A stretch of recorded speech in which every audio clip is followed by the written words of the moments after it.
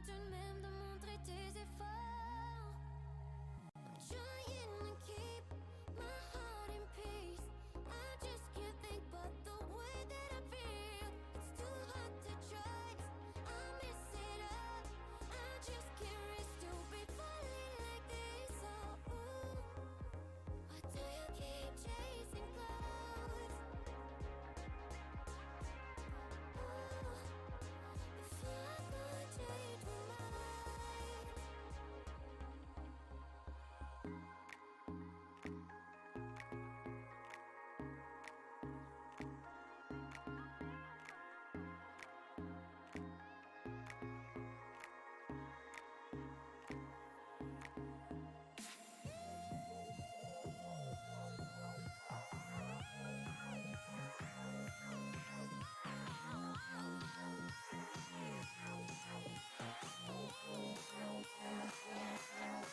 I said, ooh, why do you keep chasing clouds? Gonna live before I feel something, ooh. Before I could change my mind. I said, ooh, why do you keep chasing clouds? Gonna live before I feel something, ooh. Before I could change my mind.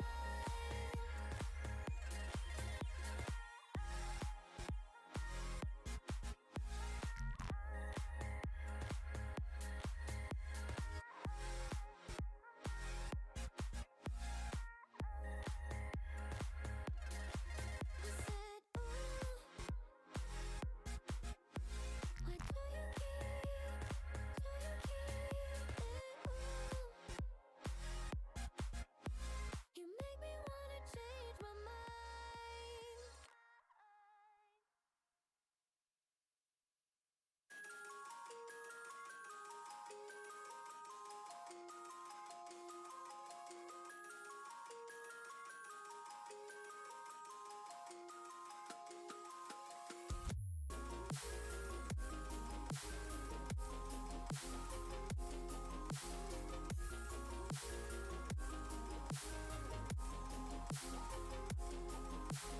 I never know when to go.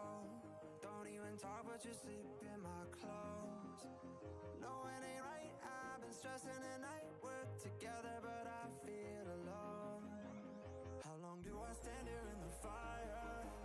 How long do I try before I'm on my own? How long do I walk across the wire? Stay till we fall.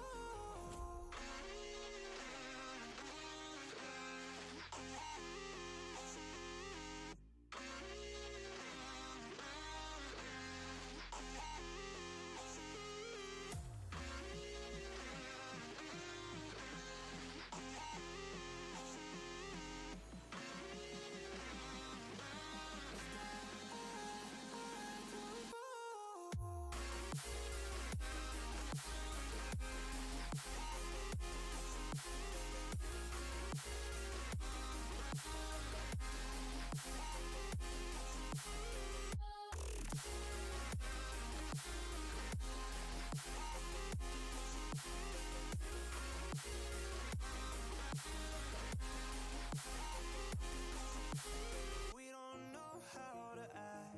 We get chaotic and say things we wanna take back. Is there a reason that we're still together? How long do we stand here in the fire? How long do we try before we're on our own? How long do we walk across the wire? Stay till we fall. Till we fall.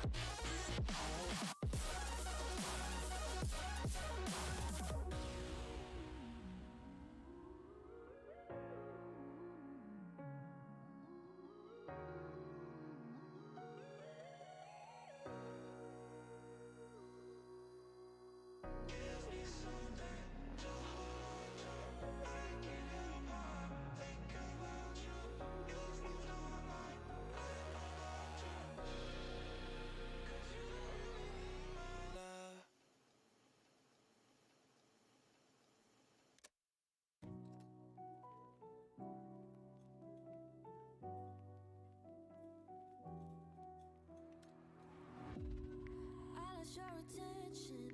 I'm running out your mind. Don't know the direction to your side. Got the wrong impression. I thought that we were fine, but now it's turned to ice. So you decide, and I just wait. I don't get you, I don't chase. So you decide, and I'll just save my time. I guess we'll never know, but don't say that you're sorry. Don't say that you're sorry, girl. 'Cause we came almost too close, but don't say that you're sorry. You don't really want me, girl.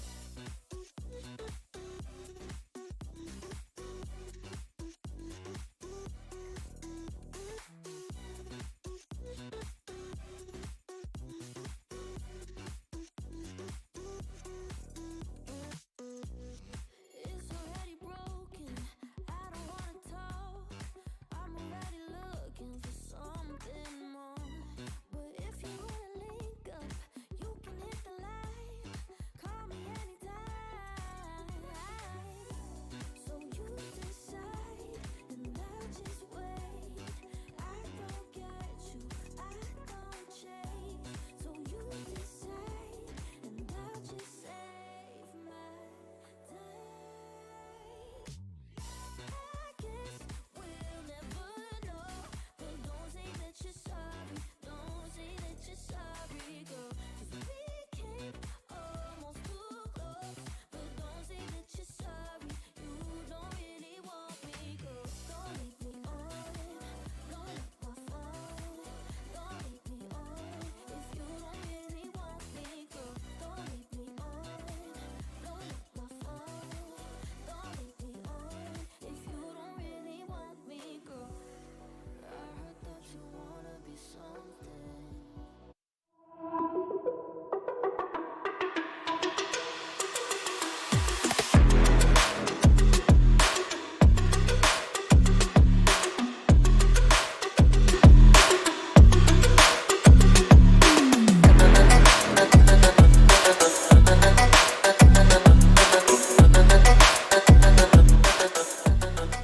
Hello and welcome into the Esports Tower Valorant Rumble. Cast live for the Boise State Game Pass Esports Arena. It's the third week of the Fall Valorant Rumble series at Esports Tower. We're looking forward to some exciting gameplay here tonight. On the show, we'll be bringing you 3 exciting bracket stage matchups. Next week, we'll have our semifinals and grand finals. I'm your host, Michael Fish Fisher. Joining me to call all of the action is Brandon Red Hots Koziansik. And Red Hots, this is the first Esports Tower Rumble playing on the new patch with the Sky changes and the Jet nerfs. 2 operators that we see a ton of use here in the Esports Tower. So what do you think is the more impactful nerf going into our games tonight? I think the Sky nerf is probably the biggest one. Sky was pretty broken with that 6-point ultimate, and obviously with their flash and stuff like that. I think the Sky nerfs kind of open up opportunities for maybe like a breach or something like that to kind of come into play. So a lot of more variety. I think the Jet nerfs are pretty interesting. She's still a very good agent and stuff like that because her dash is broken. But I think with the knives and stuff, it basically shows, hey, like, you know, if you have a higher skill ceiling on Jet than other people, you'll obviously make use of that. And they did have some KO changes as well, though I think you and I kind of talked before the show. KO is one of those where nothing he does is done better than a certain other operator. So what about, I mean, it's something we see sometimes, especially from teams like the Landslides, the Tsunamis, the high-skill teams, with that bullet penetration. I know they added a couple more spots that are sort of bullet pen safe.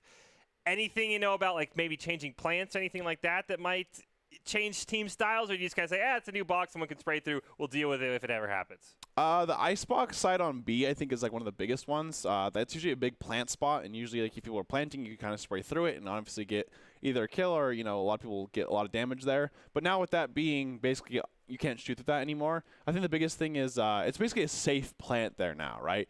People will have the sage walls and they'll do that, but like that's just a safe plant now if they're on the other side, and I think that's actually a pretty big deal in terms of having cover for that on people planning and stuff like that.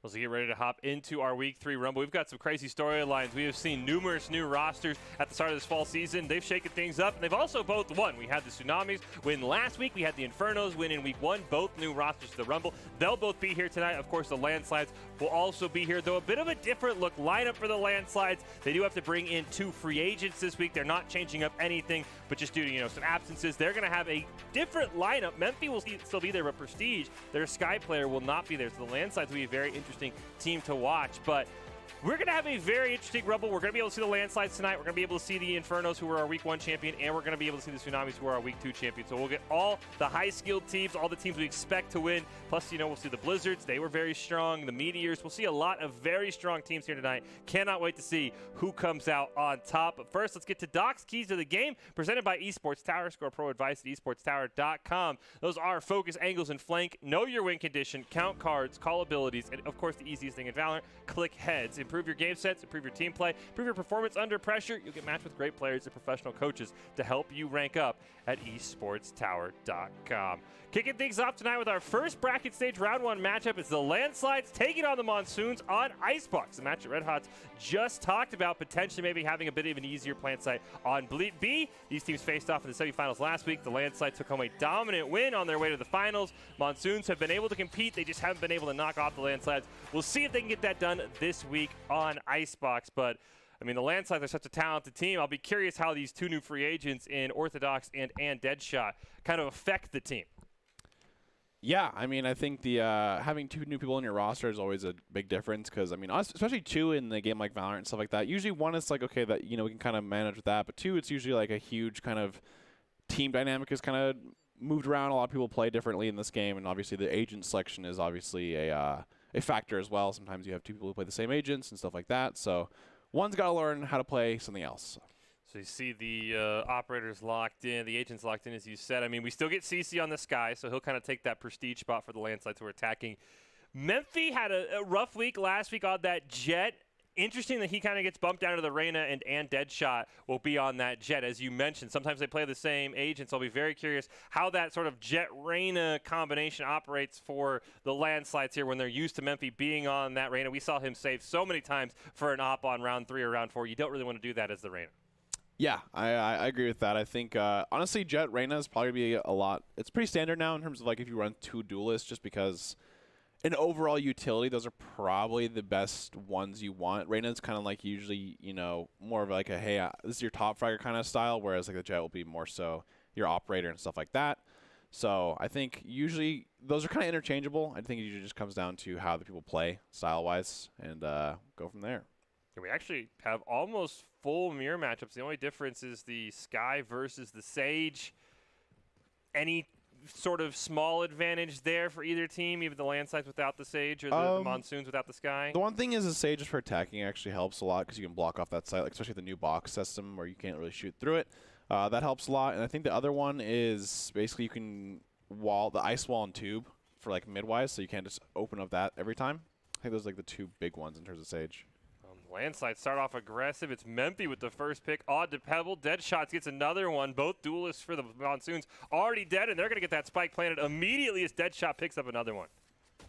Yeah, it seems like Landslides are just coming to the site and just honestly taking 0 trades in like whatsoever. So it's pretty, favor towards Landslides at this point. Suke going to try and peek here. He's up to him. Gets one onto CC.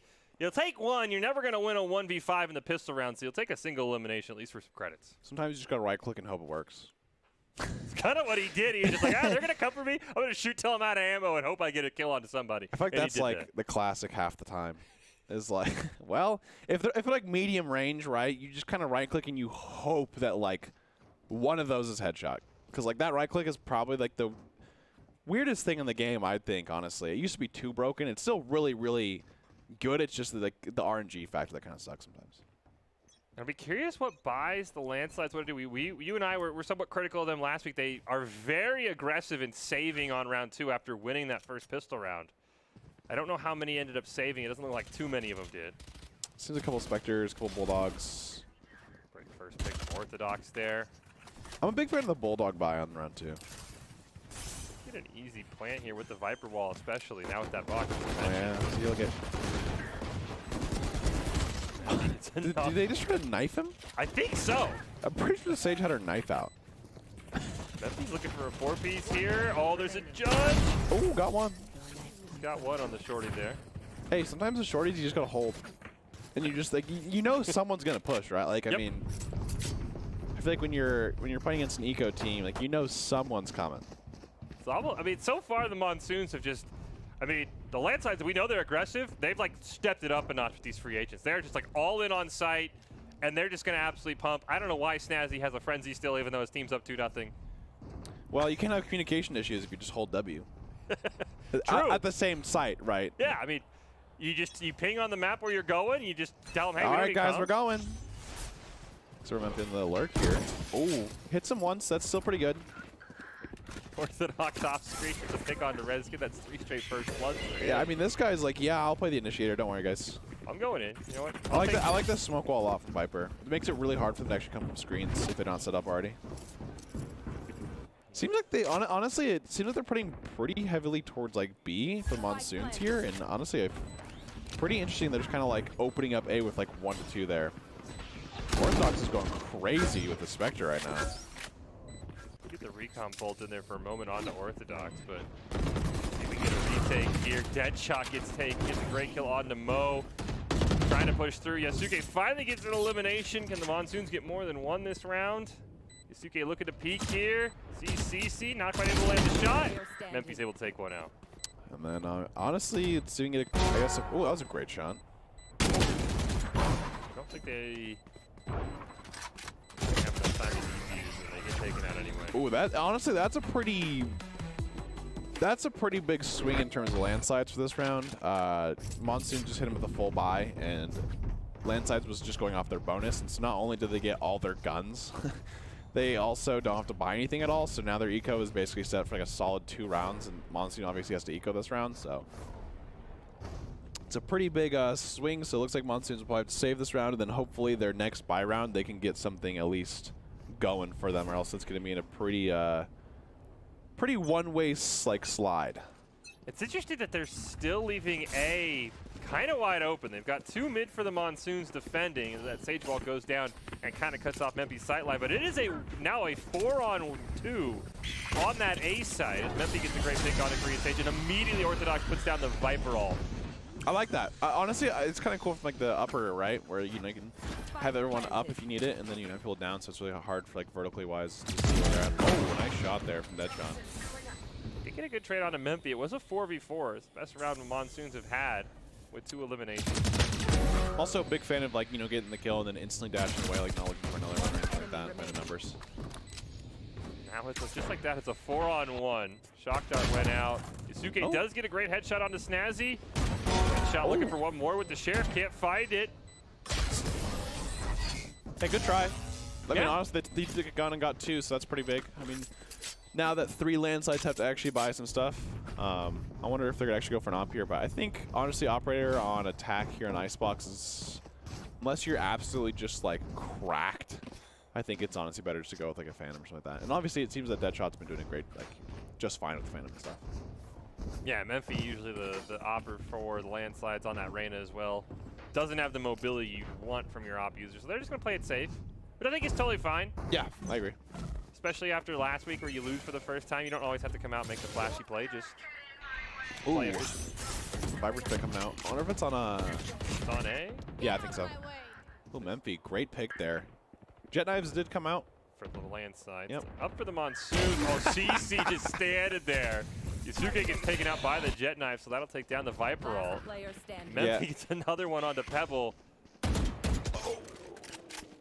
That's always tragic. Gets flashed. CC looking to peek him.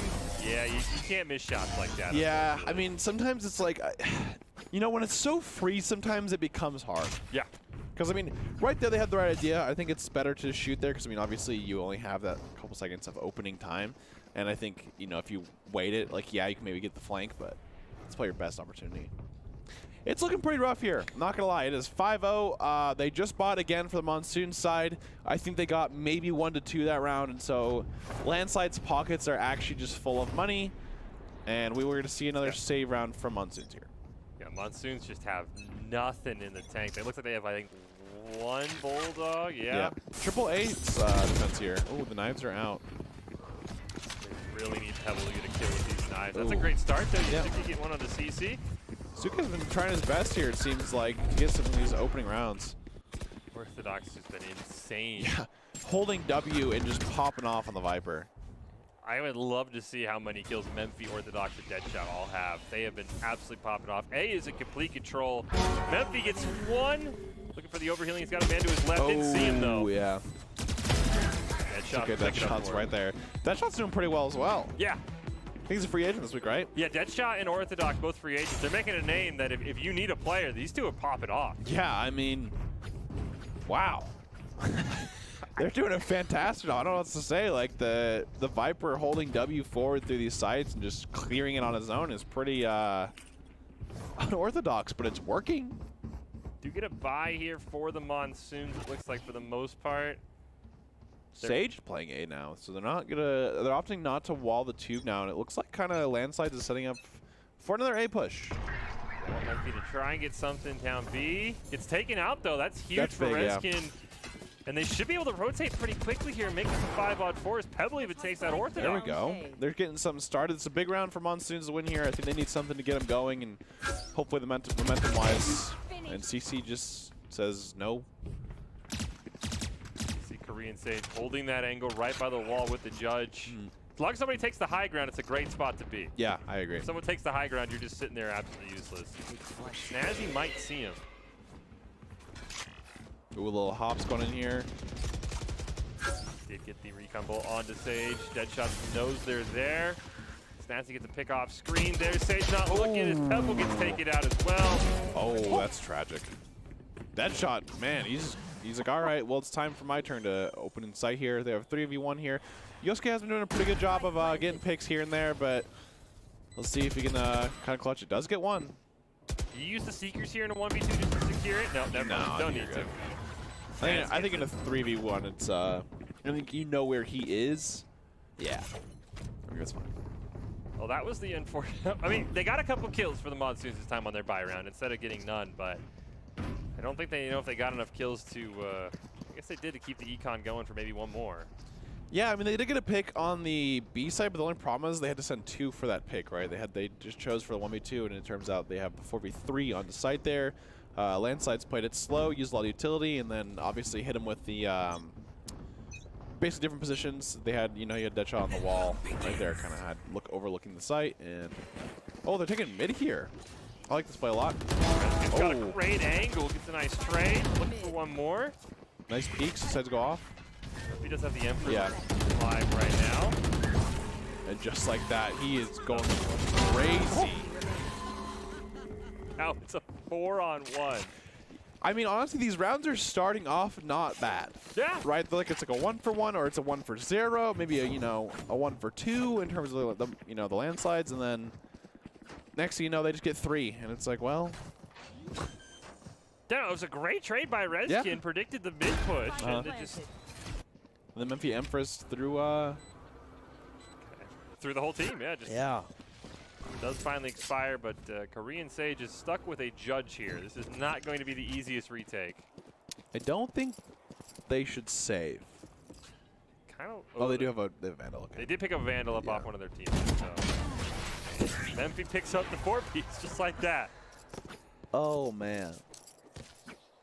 You're right. It's not like the Monsoons are playing bad. Yeah. It's just that the landslides, they get traded out and then immediately just take over, and that's the crazy part to me. Yeah, it seems like it's like the overwhelming force. It's almost like, it's like when it comes to like the beginning of the round and like you're kind of playing slow a little bit. Yeah, they do a pretty good job, but things like once landslides just kind of get going, it's like, well, we just lost most of our team. So it goes from a 4-on-5 to a 1-on-4, just like how did that even happen? Memphi Empress got like 2, I think, through tube, and once you open tube up, it's kind of hard playing those extra angles, So. A couple of marshals here. There's the secret that do come out. They are mainly taken care of. Got to be careful of theirs. Deadshot has a great angle. Doesn't quite get the kill. Redskin hanging out underneath. Yasuke up top. Pebble's right behind him. Orthodox gets 1. Mo at least makes it a 3-on-4 for now. Oh, Memphi just playing mid and just getting rid of all good rotates from the team. Just right-click him. I don't know if I think he was behind Yusuke, and I think Yusuke's own Viper smoke. He didn't realize there was someone behind him. Yeah. I thought I saw on the camera someone was shooting at him, and he was still trying to find Memphi in the mid. I mean, at that point, you just gotta make one decision, I guess. Yeah. Just gotta choose one, and it just happens. I mean, this is just. The Landsides are clearly, I don't know if they're angry about how last week ended, losing their first ever Rumble. I did hear apparently the record for most Rumbles won in a row is 8, and they lost at 7. Oh. So they did miss their moment of history. Because right now, I mean, it's hard to find a bad spot in what they've done so far on Icebox against the Monsters. Yeah. Deadshot, once again, a great pick. Snazzy gets it. Everybody's getting involved now for the Landslide. Oh. Snazzy, cut out by Sage at least. Maybe gets 2 here. He is lit. Oh, the Orthodox See immediately that? stops that. Well, I was like, that was a pretty good trade, and then I feel like it's 3v1. It's 3v1, and it's the Landside's 3 best players right now. Memphi just ends it all right there. Currently a 10-0 here from the Landslides. They have 2 rounds left for the half here. I think Monsoons can buy this round. I believe so, yep. I think, in order for your mental fortitude to stay pretty good going into the second half, I think you definitely need to win the next 2 rounds here. Yeah. You win 2 rounds and it's like, okay, well, we can win rounds here. That's at least my opinion for that one. I think the biggest thing we've seen with the Monsoons is just their defense has to. I mean, obviously you can never pick where you're going, but right now, I mean, you have 2 on B, and you can already see the Landslides want to shove A as hard as possible, so you need to rotate. They're looking for maybe a flank. Deadshot's got the knives out. We got a Viper all from both sides. Yeah, so that's a lot of actually. smoke. I was trying to figure out who did it. It's both of them. Is Deadshot looking for the knife onto Redskin. Dashes past the Marshall shot.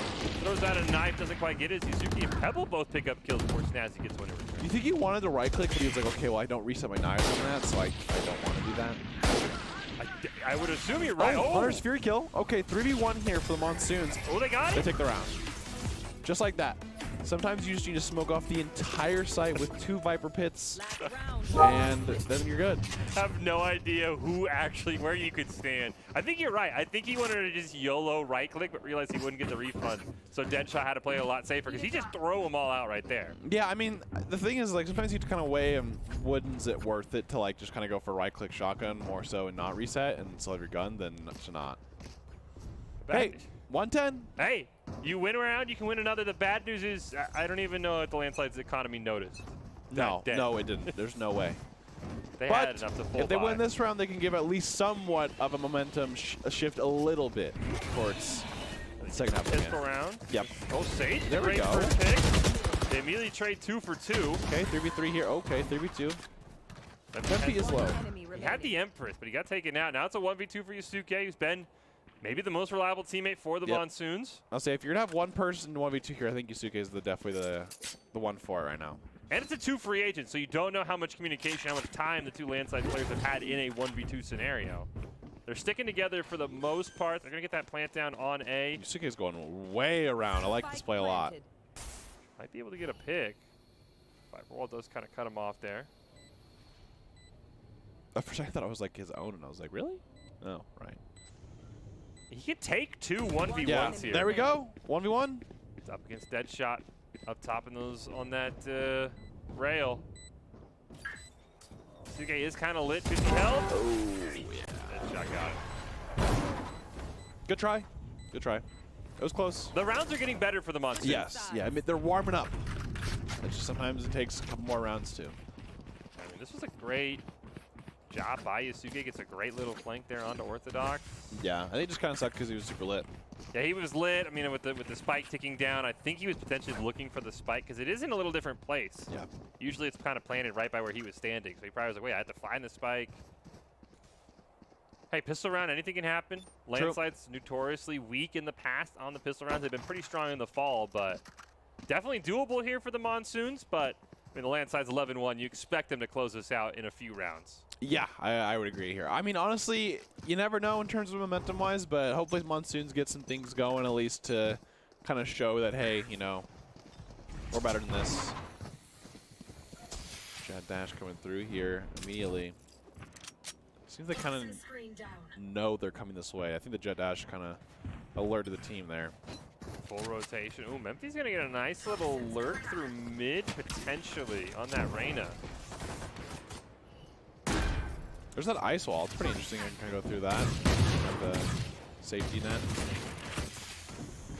Everybody alive. Probably our slowest round of the night. It's about to go crazy right now, though, so. First pick for Orthodox. CC gets one as well. One more to make it a 5-on-2. Yep. Oh, Yusuke doesn't get one. I don't know if he can stop the DG snatch. He's going to stick it. Oh. All right. I mean, trying his best. They got plant down. He's taking it out the very end. Yeah, I know. I mean, they got plant down. They took out, I think, 3 or 2. 2. This is a 3-on-1. Yeah, two there for Yusuke. I mean, it looks like they're going to full buy. No, they're not. I was looking at plans. Because I feel like you might have to full buy because it's match point, right? You don't really. Oh, yeah, you have to buy here. You can't say. No, you can't. Because, I mean, if you lose, you lose. It's over. Are there 4 marshals on the side of the landslides? Are there is that 5? I mean, honestly, I feel like that's probably not the move given how the gunfights have been going, but I do love the confidence. Maybe they just get a couple. Okay, close.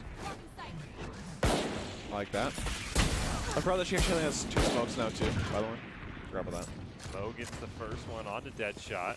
And here they come. They have a lot of marshals here, so. Oh. Maybe they're going for like the 1-2. Looks like you kill him 1-2, you know? Yeah, you shoot the nice shoot. Yeah. Pebble? Ooh, Pebble got a nice flank with that Sheriff. He could get a huge kind of splurge. Okay. Nice trade. Mo popping off with a 3-piece. 4-on-1 here. It's up to CC. Oh, the only guy without the Marshal dies last. A little aggressive there from the landslides, but I like the confidence, as you said. Hey, honestly, I'm sorry. Just the 4 marshals coming onto site for a site retake is pretty funny to me. You like smoke and they're like, well, guys, we gotta stay our range here. Our range is, can't get too close. Rezkin is gonna bring out his own Marshal, which is interesting, especially after, Yeah, they're forcing again. I think they're just like, yo, can we win this one and just call it a day or what? They're gonna hard rush B, but the landslides look like they were ready for him. Deadshot now, and Memphi rotating over. Korean Sage gets the first pick. There we go. Great flank. Sage gets another one. Okay, 5v3 here for B site. Icebox numbers are pretty big here, I think. Block. Oh, Sage with a 3-piece. Yeah. Looking for the ace. Here we go. Rezkin's gonna steal it from him. It's all up to flawless. Wow. All right. Yo, dare I say it? The comeback? Winnable. Called a comeback. They've been here for years. Okay, so now Landslide's get a full buy here. So this is going to, I guess, We got an op? dictate whether this game is going to be over or not. Oh, wait, what? Did someone throw a gun through the grate? It disappeared. Was that the op? No, it was the Spectre. Okay. I think you can still get it. I think they were still getting through it. the gate? I think it's funny, though. I like the op play here. I mean, that is extreme confidence. Wait, who'd they end up giving the op to? I think. Pebble had it. Oh, here we go. That's Rezkin. Right. All right. Interesting on attack. I mean, hopefully with the Reyna you can kind of get things going here. But we will see here as the round starts. A couple of great shots. Oh, nice trade in the middle. Oh, one. Nice. I think that's pretty big, though, because then he opens up the flank angle for the rest of the team, right? Yep. Memphi, I think, looking Imagine for if he goes behind him. They do take out the recon drone. Oh, they're going to try and lurk over towards B. Oh, Memphi nice barely dash. missed the shot. Anyone else think they're actually gone? Sova might actually see Memphi. They're kind of both in mid. Memphi looking for a huge play here. Would come right around the box on top of the spike. I like this play here, though, with the B put Rita. Oh. Tried it. I think he did any much damage. Oh, he got Jet very low. Yeah. So, I mean, it's 3v3. It seems like both have really low people on each team, so. Does get taken out. Not the 3-on-2. There is. You just have to ult, I feel like, if you're Yusuke at this point. Oh, that would have been a huge turn. Okay. You got to ult here. Do you have lineups? Oh. Oh. That was close. This is a great comeback by the Monsoon. Yeah, I mean, honestly, like, those last couple rounds and stuff, they played really well. So, honestly, I think it's, you know, hindsight, but like, if you play like that a couple rounds, I think the game's a little different. I think, honestly, it was like, more so kind of took too long to warm up. That happens sometimes. Oh, yeah. I mean, sometimes you have too much your confidence to get up or something like that. So, those games happen. At the very end, they looked pretty good there, though, so I think they shouldn't sweat it. Like, you know, come back next week and here we go. Yeah, also, you know, the Monsoons also had 3 free agents, so you know. We talked about communication for the landslides. Mo, Yusuke, and Bofi were, or Yusuke was the only member, and I believe it was Rezkin, the only 2 members on the Monsoons who have played with the team. So that can also hurt a little bit. I think once they started to figure it out, though, those last rounds you said were a little close. So that could also be why it took them so long to warm up. Well, going out alone can only get you so far. Ultimately, if you want to increase your chances of success, you have to level up your teaming skills. We saw that with the landslides. They bring in 2 new free agents, and they just decided, you know what, the game plan is slam W right on the site, and they absolutely played it to perfection. You can see how talented this team is. Esports Tower really takes time to create teams of well-matched teammates. I want to give a shout out to the coaches. If you're watching and you haven't checked out Esports Tower clubs yet, you should. It is the fast track to rank up. And we take a look at the bracket here. Coming out of that game, we know the landslides will advance to the semifinals. Should have, I believe, one other team that we won't be able to see who does advance, and we'll catch the other 2 games. But overall, for some free agents, I thought both those teams played well, and especially towards the end, I think you probably nailed it. With 3 free agents, it took the Monsoons a little too long to get going. If they had maybe had those 10 practice rounds, that could have been a whole different series. Okay, I'll call it like I see it. So you see here is the standings. So the landslides advance, the Quakes advance. We have some pretty good matchups here. We've got Tsunamis Meteors, which is coming up next, which is last week's almost surprise champ going up against a very solid Meteors team. And then I'll end the night with Blizzards and Infernos, which was a rematch of Week 1's Grand Finals. So Red Hots, we've got some pretty good games to set up next week's semifinals and Grand Finals. Yeah, I mean, I'm excited to see these games coming up here. And obviously the maps as well. You never know what maps and team comps people are going to use. And hopefully a couple maybe like interesting team comps that aren't used as much and used in a different way, I would say. Monsoons hovered KO for a bit. I was a little excited, and then they end up picking off of it. But the landslides continue their quest for revenge. They are into the semifinals. Up next, we're going to look at last week's winners. It's the Tsunamis. Can they make it back to the semifinals? Show that last week was not a fluke. Find out after this break.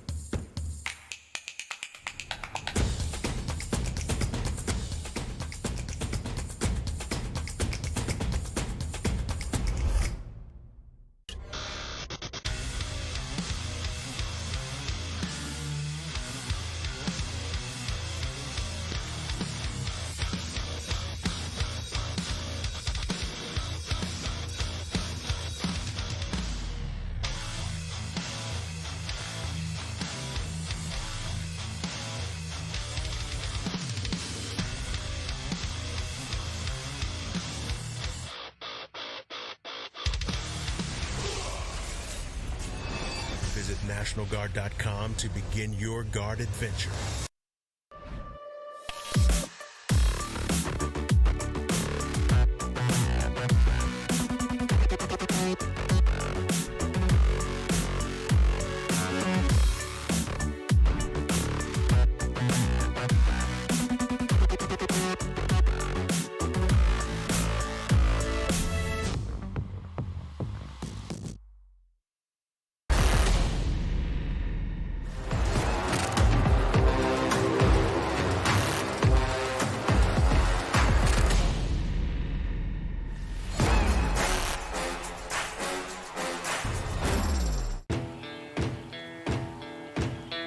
Here are a couple lessons I've learned over the years.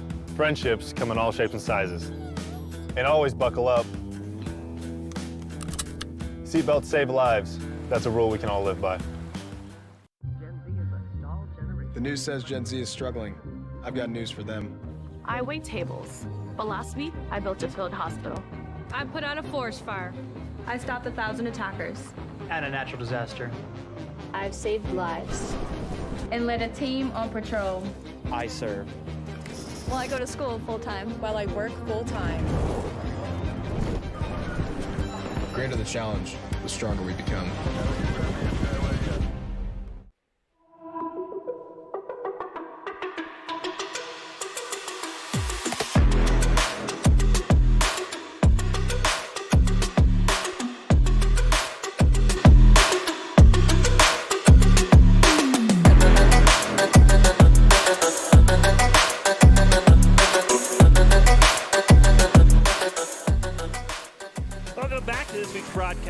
Esports Tower Rumble in Valorant, broadcasting it live from the Boise State Game Pants Esports Arena. The Landslides have advanced to the semifinals alongside the Quakes. Who's going to join them? That's what we're about to find out. Up next is last week's champ, the Tsunamis, who made a crazy run. We saw our first ever Game 3 in the Grand Finals last week. They took down the Landslides for the first time ever. They're going to take on a very strong Meteors team, both looking to make it to the semifinals. Michael Fischer here, Brandon Red Hot Koziancic, joining me to call all of the action. But before we hop into this map on Bind, we do want to take a pause and take a moment to congratulate all the players from the Esports Tower clubs who have graduated from the clubs and been offered scholarships across the country. Over the last 3 months, Esports Tower Club members have received over $1.2 million in scholarships awards. These students have not only worked hard on their in-game play, but have worked hard academically and have earned these scholarship opportunities. We could not be more excited and proud to see all of these opportunities that these players are getting, and I'm sure there's more opportunities in the future as well for some of these players, because we've seen some fantastic Valorant play in particular tonight. So if you are interested in getting signed up, working on that collegiate scholarship, esportstower.com is the place to go. Go check them out. It has been a ton of fun. Always love these Esports Tower Rumbles. You see there almost 1.3 million in esports scholarships in just the last few months. But now, as we get back into the Rumble, it is Tsunamis and Meteors on Bind. Winner of this will take on the Quakes in next week's semifinals. And then, of course, we'll have Blizzard Infernals to wrap up the night. We saw Tsunamis win last week. More pressure on them to prove it's not a fluke, Red Hot, or more pressure on the Meteors to try and beat last week's champion, you think? I think more pressure on the Meteors to beat last week's champion. Well, try and help the Meteors out here in Doc's Keys to the Game, which are focus, angles, and flank. Know your win condition, count cards, and call abilities, and click heads. It's all presented by Esports Tower. Scroll Pro advice at esportstower.com. Improve your game sense, improve your team play, improve your performance under pressure. You'll get matched with great players, professional coaches to help you rank up. Jumping into our next bracket stage matchup of the night, Tsunamis and the Meteors on Bind. Tsunamis looked strong as a team last week in their first ever Rumble, had some incredible individual play throughout their run. The Meteors have looked really strong on Bind recently, I'm told, so maybe might favor them. And this is a map that Tsunamis have also struggled on in recent weeks, so maybe it could be our first ever big upset in our fall Rumbles. Let's get to the game and see who will take home that semi-final spot against the Quakes next week. As we see here, very curious. I think the Tsunamis are the big team to watch out for, especially Kekskin and Tabernakis in particular popped off last week. Yeah, I think they're both phenomenal players on the side of the Tsunamis, and hopefully can have a pretty good game here with the Quakes. So far, we have the Cypher locked in and the Sage. Nothing locked in yet for the Meteors. Interesting. I want to say last week, Tsunamis, I think Formal almost always ran on the Sky. Interesting that we might have Tabernakis on the Sky. I think he was a Sova player. Yes, I think it's Sova, yeah. They're kind of changing everything up. Yeah, I think it honestly kind of depends. I think sometimes people just kind of offer or go with the no Sova on this map and go for the Cypher more so. And the Astra. I think Astra's honestly incredible on this map, or Viper. I think Viper's really good on Bind. We don't really see it that much, though. I think there's not too many Vipers besides the last game. And they locked all theirs now. So we have the Rays coming out for each team. I think the thing is you'll see a little bit more Rays, I believe, since those Jet nerfs. The Jet nerfs aren't insanely crazy where she's not going to be played, but I think Rays is a really good pick on Bind anyways, and so you'll kind of start seeing that more. One thing I was told from the Tsunamis is Cuddy, who did just lock in, not able to compete last week in their championship run, but the coaches have said he's actually been the standout player in their practices leading up to this event. So we might get a new MVP here. Maybe even the fact that the Tsunamis went without their best player. That'd be interesting to see what Cuddy could do on that Brimstone. Yes, also Brimstone pick. I think Brimstone's honestly a pick that is not picked very much, because you have the Astra, you have the Omen, and stuff like that. But I honestly want to see it. I think there's a lot of cool Molly plays and stuff like that, and his ultimate's obviously really good in terms of utility-wise. So hopefully lives up to the hype, I guess, right? I'm just really excited to see Bind at double Cypher and to see, Zed Evan, maybe the resident, Cypher expert in the Esports Tower, if any of those players have learned what Zed Evan can do. So Zed Evan is solo hold sites. With Odin's. With Odin's, usually in U-Haul over on A. So I'm really curious to see how both these teams use their Cyphers defensively. That is what I'll be watching out for. Looks like the Meteors are going to start with their Cypher over on that A. Maybe where he'll stay when he gets to an Odin. I'll be very curious. That's my one thing I want to see. Yep. And here we go. We're going to kind of see the pistol round here. Usually pretty interesting pistol rounds so far here. They usually kind of start off slow and then end up going over in about 20 seconds after. A hard shove through Hookah over to B site. It's a 5-on-2. The dog, I don't know if it saw the sky for the meteors. I saw it come out. I don't know if it saw them. Holding teleporter as well. You get the ult orb, nice. Big fan of ult orbs. I think people don't get those enough. Oh, there's a flash. I flashed his own player, but got one. 15 health for Tabernakis as Formal takes down Mail, who I think was trying to come through on a nice little lurk there, and they've got full command of this site.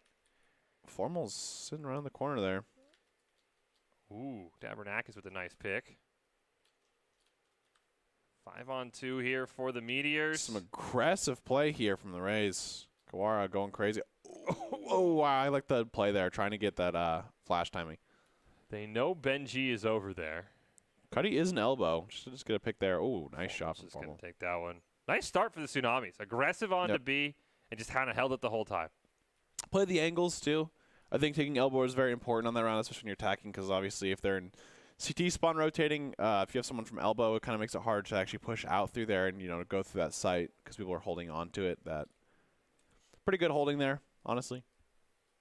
Yeah, that was a great job. I'll be curious if the Meteors, looks like they're going to keep their normal rotation. Hard to see what the Tsunamis want to do. Similar kind of mid-push. Yeah, I think Tsunamis are opting, obviously, for the buy round. Meteors probably go for the save round here. Looks like they're kind of doing the same thing again, kind of setting up.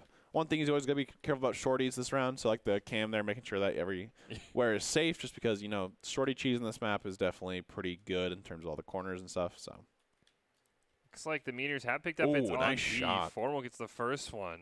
Gets another one. So, great job so far for the Tsunamis. Now up 3. And they're planning now. Could be kind of hard here. I think this is just kind of like maybe there's some picks on the side like that. Yep, just kind of let's see the people getting, on the rotates. There's now a 1v4 scenario here. Can't get the gun. Maybe get another one, but pretty low here. I like the toy skin on this on the Spectre. I like the present skin. You have to unwrap it every time. Yeah, I like that. Oh, Tabernakis ends up getting the pick. It's great. Great job there by the Tsunamis.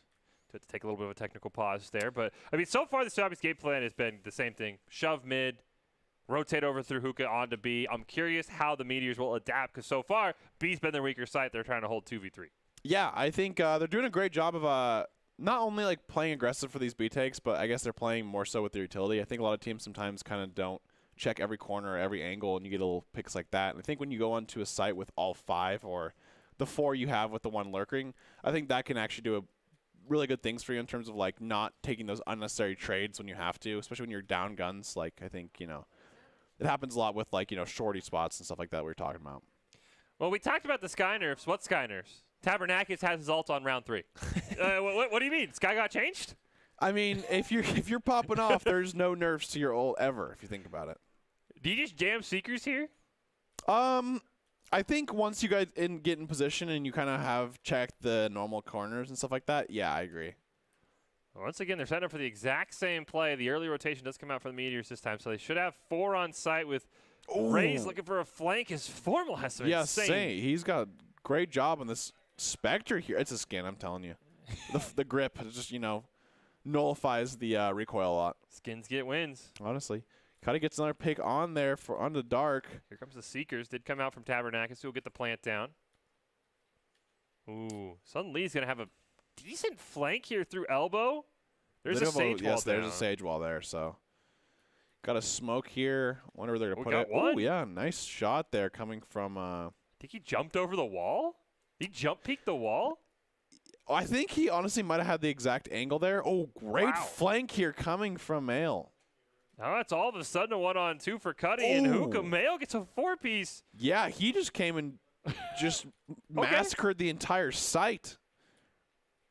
I'm surprised he got kind of like through that door so easily. He came through that door and honestly just kind of took down one by one. I guess they're kind of focused somewhere else. They were all looking for Cypher. Yeah. Yeah, they all looked left to try and find that Cypher who got a great pick onto Sage. Nobody saw Mail, and unfortunately, Cuddy had a great angle there in Hookah and just unfortunately wasn't quite able to hit the shots. But yeah, that was a great pick by Sun Lee that kind of got everybody distracted. Yeah, great play there, but it kind of just sneaking in there with the walk and honestly just kind of sticking with it. I do respect kind of going the full send there and just going for all in the corner and playing for the 2 kills, something like that. So Neural Theft up for the Tsunamis this round. That's the one I think you and I have had a lot, not issues with, it's just never been able to be used properly. It's just, and the thing is, a lot of the time it's actually not like the Cypher's fault, right? It's just like, so hard. It's just the conditions that have to be met for the actual ult are pretty big, so. Although they just get a pick right off the bat here, so, but on themselves, so can't use it. Well, I mean, Sunny Lee is also one away from that Neural Theft. You make it a 5v3, I don't think it's a bad idea to just throw it out. Oh, cool smoke. I don't think I've ever seen that one before, for a while at least. I always like how Cypher's like smoke kind of envelops everything around it up and down. Oh, Sunny Lee's looking for somebody at bat. You have to rotate at some point here for the Tsunamis. This side is not getting broken. Yeah, they have a lot of angles here, and I think they don't have a lot of utility unless they're kind of playing for the reset utility. Mail is getting a nice pick back onto Tsunami side. And Mail is just holding it down. I think Mail lurked through mid, and nobody had any idea that he was there. Got a great pick. Tabernakis now trying to even the score. Sees Benji, has him one hit. Oh, almost had that. That was some good cross replacement. Just missed by a little hair there. Cuddy trying to maybe make a play. It's definitely got a doable. lot of flanks. He's got Reyna behind him. He's got to be careful. Gets one. Oh, great job there. All picking with numbers right there. Sometimes it's always scary, you know, playing those 1v1v1s, but I think they all had like everyone within the same vicinity there, so they could just kind of triple peek there, and eventually we're gonna win that one. They have an op coming around from Mojibis, yeah. The Sky op. With Yeah. no Jet, I mean, is that maybe the right play? I mean, I guess like some people just kind of like, yeah, I'm more comfortable with the op, I guess, when you kind of go with that. They don't really have anyone on their team to use the op more so I think that's fine. I guess that's how you use it, right? They're kind of defending it with that on that B long area, which is a great op spot. Should get a good. Does your shot go off? He opt the dog? Something was there was utility probably running at him. Yeah, did get flash. It looks like. The thing kind of sucks though with the op on Sky though is you can't like flash then peek because the flash doesn't last long enough. The What's your prestige? Yeah, that's true. But the op just takes too long to actually like, pull out. I should say nerfed it. Astra wall. Yeah, great dissipate there coming from the Astra. And now it's going to be really hard for them to take side here, honestly. Looks like they might just need to rotate over towards. Yeah, they're going to double teleport over to that A site. Yep. Which just got left open. As Cuddy does get a nice pick onto Benji. Yeah, that is a free plan on A, though Reyna is turning around. Ooh, great Cypher roll coming out. They know exactly where they are. They can just kind of push this really hard here on the A side here from Tsunamis.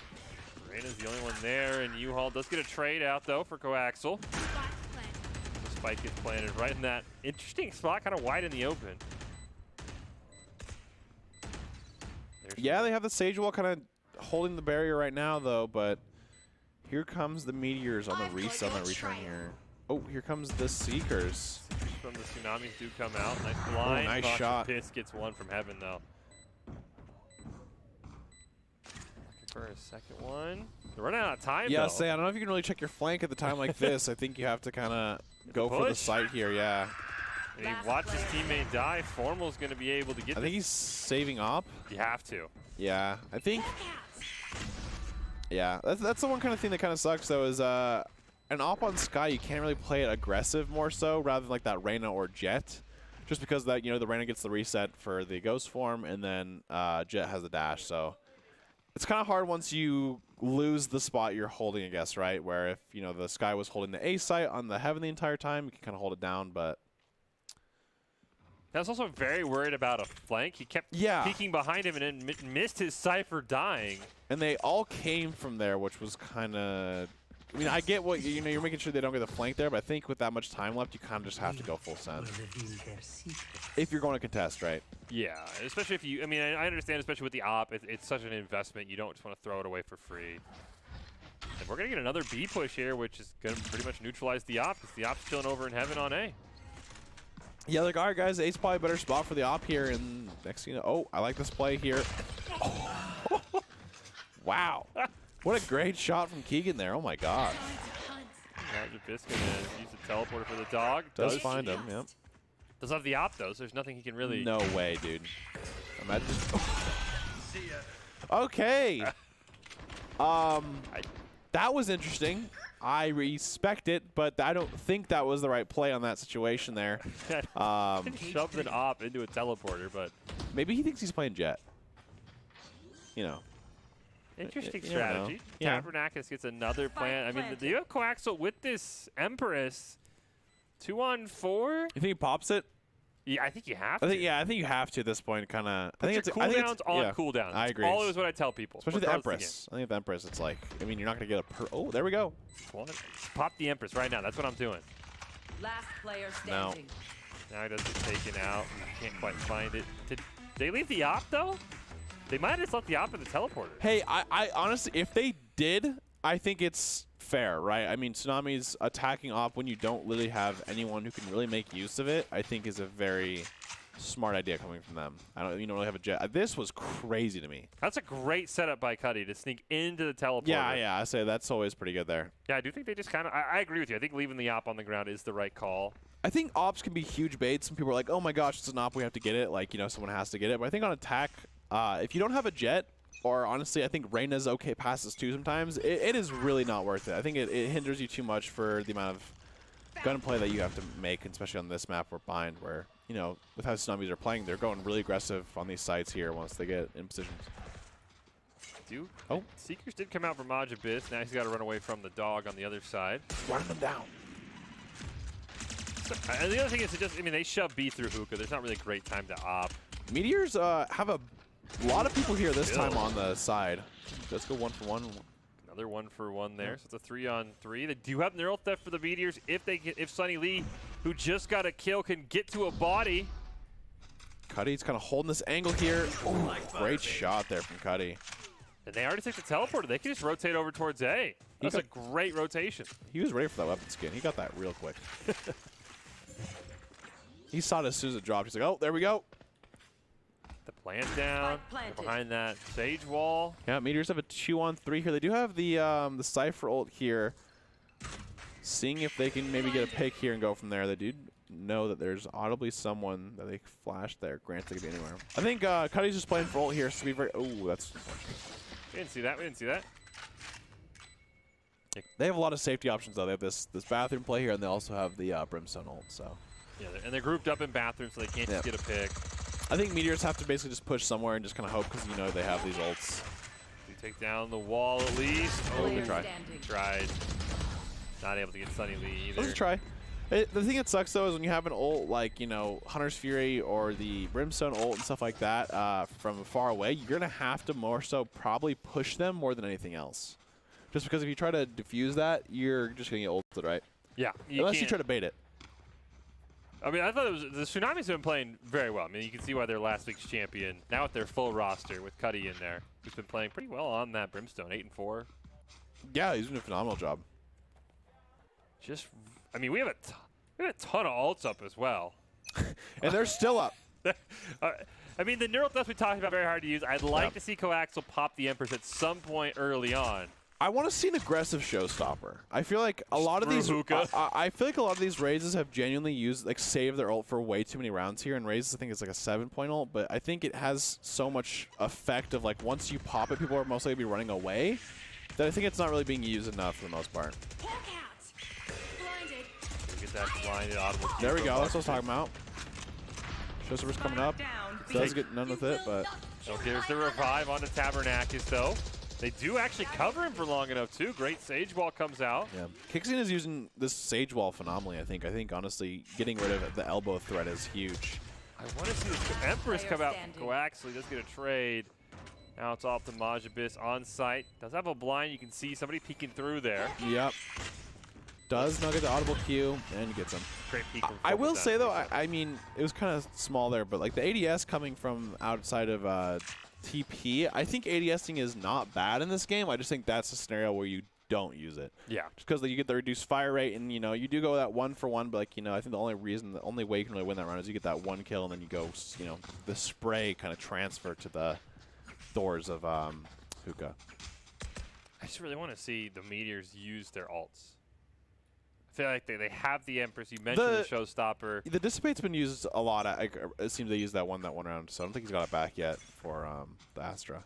Yeah, the Astro Wall we're still waiting on. But That was a good Astro Wall last time, too. I mean, Coaxial's had this Empress for like 4 or 5 rounds. They Yeah. could have almost had a second Empress. I really want to see them use it. As Kawar Even with the Ares, too, you can go pretty crazy with this. Cool skin, too. There's that neural theft that is going to come out. That is pretty much a round Kawara winner. is taking hookah and just making everything for it. Did Mal just throw their other gun, or was it just a pistol? I think it was just a pistol. Last player It's like they standing. were ecoing. Well, they have a shorty here. They have smoke, so maybe they can get kind of close here. Mal's been doing pretty good this game, honestly. They've been trying their best this game, and Get some shorty cheese here. yeah, kind of like this. I think of the around the corner shorty cheese, because you know someone eventually is probably to go through here. It's probably your best bet with the shorty, because obviously if you push up, you're not going to be able to win that at all. You're not. If you 1v5 with the shorty, your team wins. So I don't think. I agree with you. I think it's just somebody bait, looking for an exit frag. I think they're going to push out. I mean, obviously when bomb gets close, they're going to have to. So I think the male is having some great patience here. Ooh. Great look away there. It. Oh, good try. I honestly, I don't know if that was intended by Tabernakis there, but him going the farthest route possible away from that wall so the shorty damage actually doesn't do that much is very smart. Might have saved his life. Yeah, honestly, I think it did. Also, Male looking away from the flash with that reaction time was pretty sick too. Male's been playing really great this game, honestly, so far. And I think it's just a couple more steps, I think, from Meteors that I have to kind of go through here. I think the op was kind of questionable on the side of, you know, their defense-wise, but they also get a gun by now. It's now 7-2. It was pretty close early on, but seems like Tsunamis is kind of taking this momentum and taking this hookah pretty formal, just B-hopping through and just pushing him right away. They get Mal early, so I think that's pretty big for them. They're probably the best player on the Meteors. So far, yeah, at least in this game. Double hawks come out. Ooh, gets the one behind Tabernakis. Ends up picking up a double kill there. There we go. It's totally intended, I know. Hey, we take it. We do take it. 3v3. They have the neural theft. If Cypher can just get to a body, they can find him. Ooh, that's a huge pick. Sunny he is Lee pretty lit now, though, so. in elbow. I mean, if he gets a pick, Hookah's wide open. Yeah, they have a 2v3 here for the side of Meteors, but I think Meteors are in a healthy state. We have Tsunamis too low, so just like that, you need something like that, right? Yeah. I pop the neural theft here. Just go for it. Maybe? Game of chicken over here. I like how he uses his stimpaks. Oh. Oh, decides not to go for the TP. What? How did he get the other one run into it? I think so. Like, there's just no way because he was pretty far, right? I think he was trying to peek B long. We will. I mean, I guess we'll have to watch the map mini-map, here. yeah. Yeah, he just runs into it. Oh, he's trying to run away from he's running away from the Kawar. others. Yeah. Wow, that's tragic. That was a great ult from Kade for the first one, but he gets the two-piece because his teammates kind of just like, almost like an attempt of like running him off the edge, right? Yeah, I mean, I don't know if that was intended to just force him into the. I would, you know, we'll say it is. We'll give him the credit. I mean, he's trying to force some TP either way, but Male with the Bucky here. I like that, kind of just holding the spot. Oh, that sucks. No one really shot no one shot the camera there. Well, Oh, nice still shot. Gets one. And trade it. Benji gets another one with the judge. I like this play from the Eco from Meteors. Kind of just go from that. Oh, wow. Great shot through the wall there. They kind of knew that someone else was there. And Kawara, great shot. Seeker's coming out. Come out from should be enough to give the Tsunamis this round. Great job by Kawar getting aggressive with this raise here, just to peek to the left. That's what I like to see. If you're going to play raise, you got to use those blast packs aggressively that people don't really realize they're taking. Lodge Abyss with the great 9. Oh, Seekers now. This is huge. It's a 1-on-2. Oh. Unfortunate. Seekers actually do damage to Sagewell, by the way. They just need to combine. They just need a 2-on-1 here against Tabernakis. There we go. It works out. They should get the defuse. And the shotguns in Hookah paying off. Had a Judge and a Bucky, and honestly, trading 1-for-1 and 1-for-1 there for the 2v2 is fantastic. And then Coaxial ended up getting a long flank through Hookah. In the half. Yeah, Coaxial was sitting on A the whole time and just kind of lurked over. So then they had no idea because they thought everyone was in this Hookah showdown. Yep. I never did see if Sunny Lee had a shotgun as well. I think he did have another Bucky. It's hard to tell. I don't know. It looks like they committed to the shotgun just destruction there. There was a judge there. That was the other one.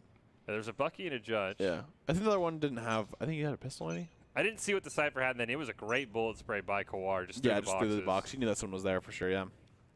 Last round before the swap. I mean, 8-4 feels pretty good if you're the Meteors. Yeah, especially how some of those rounds went. You know, the beginning was kind of close, and then all of a sudden, you know, they had a good run there. They stopped the run, which is good. I think if they get this one, it's pretty big, so. Over to B long. I don't think anybody's over there. They are all grouped up. Well, A's just kind of free. The problem is the spike isn't on A. I mean, they've just been really forcing B this entire half, though, if you think about it. Sounds like one rotate. Great job. Ooh, the Cyphers are going to meet in the spawn. Looks like Formal comes They're out just on taking top. it wide open. And he gets the neural theft. There we go. Great. Okay. It just retreats up into heaven. The cam down. Oh, he is set up. Oh, yeah. He's going to be able to know everyone who comes from spawn, which is the entire team. Oh, my gosh. Tabernakis is going crazy here, playing very aggressive. All four of them are sitting in the spawn. Uses both flashes there, though. Oh, my gosh. He sees all of them. Oh, that is a scary spot to be. Yep. He does not have the firepower. Gonna get a peek onto Majibis. Now it's up to Formal in heaven. He's gonna get overran. He did jump off. Oh, yep, and great job from. Just don't know if they're gonna get to the bomb in time. Yeah, I mean. Benji's got to stick this, gets killed. No time here for Coaxial. That was a good try. I think the one thing is Meteors on retake take a little too long. Yeah. And I mean, I get you got to play, you know, angles. You can't really afford the trades, but I really think you got to kind of go in a little hard in that. I mean, they saw all four of them there, and they kind of just sat there for another couple seconds. And Majibis had a great job going through, you know, spawn there and actually getting a pick, but the rest kind of just sat in heaven and, you know, kind of was like, well, no, you go first. Like, no, you go first. And, like, you know, I think that just takes too much time. Well, and all the utility, I mean, they got double flashed. Yep. They got hit by the Cypher cam. Yep. So they're just sitting there just eating utility saying, okay, well, now I got to wait. And, yeah, that I feel like the retakes haven't been very creative. I mean, you can't just shove 4 people through spawn. You also have TP opportunities, too, you know? Yeah, so. use TP, maybe lurk through mid, take the long way. They're going to just jam B, though, it looks like, for the Meteors. Not through Hookah, though. Down through B long, at least for now. I think Tabernakis actually landed a flash onto all of them. Yep. This round, go with the Sheriff here. Does not hear the flash. Double Q means they didn't flash anything. Who are they giving the ult orb to? The Cypher. Okay.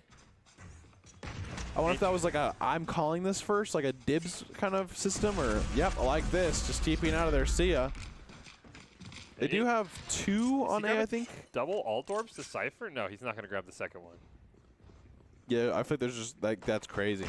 Hexagon has a good flank here for the bathroom. Let's see if they can get 1 or 2 here. Let's get 1. One enemy remaining. The kill just explodes, and now it's all up to Vale. You call these pistol rounds take a while, and then it just explodes. Everything just goes. I think the pistol rounds really pick up once people start trying to take a site, right? So it just really depends on how fast they try to take the site. That's a great angle here. We didn't quite see how Kawar got that kill, but look at the angle holds here for all the members of the Tsunamis. They win that trade 4 for 2.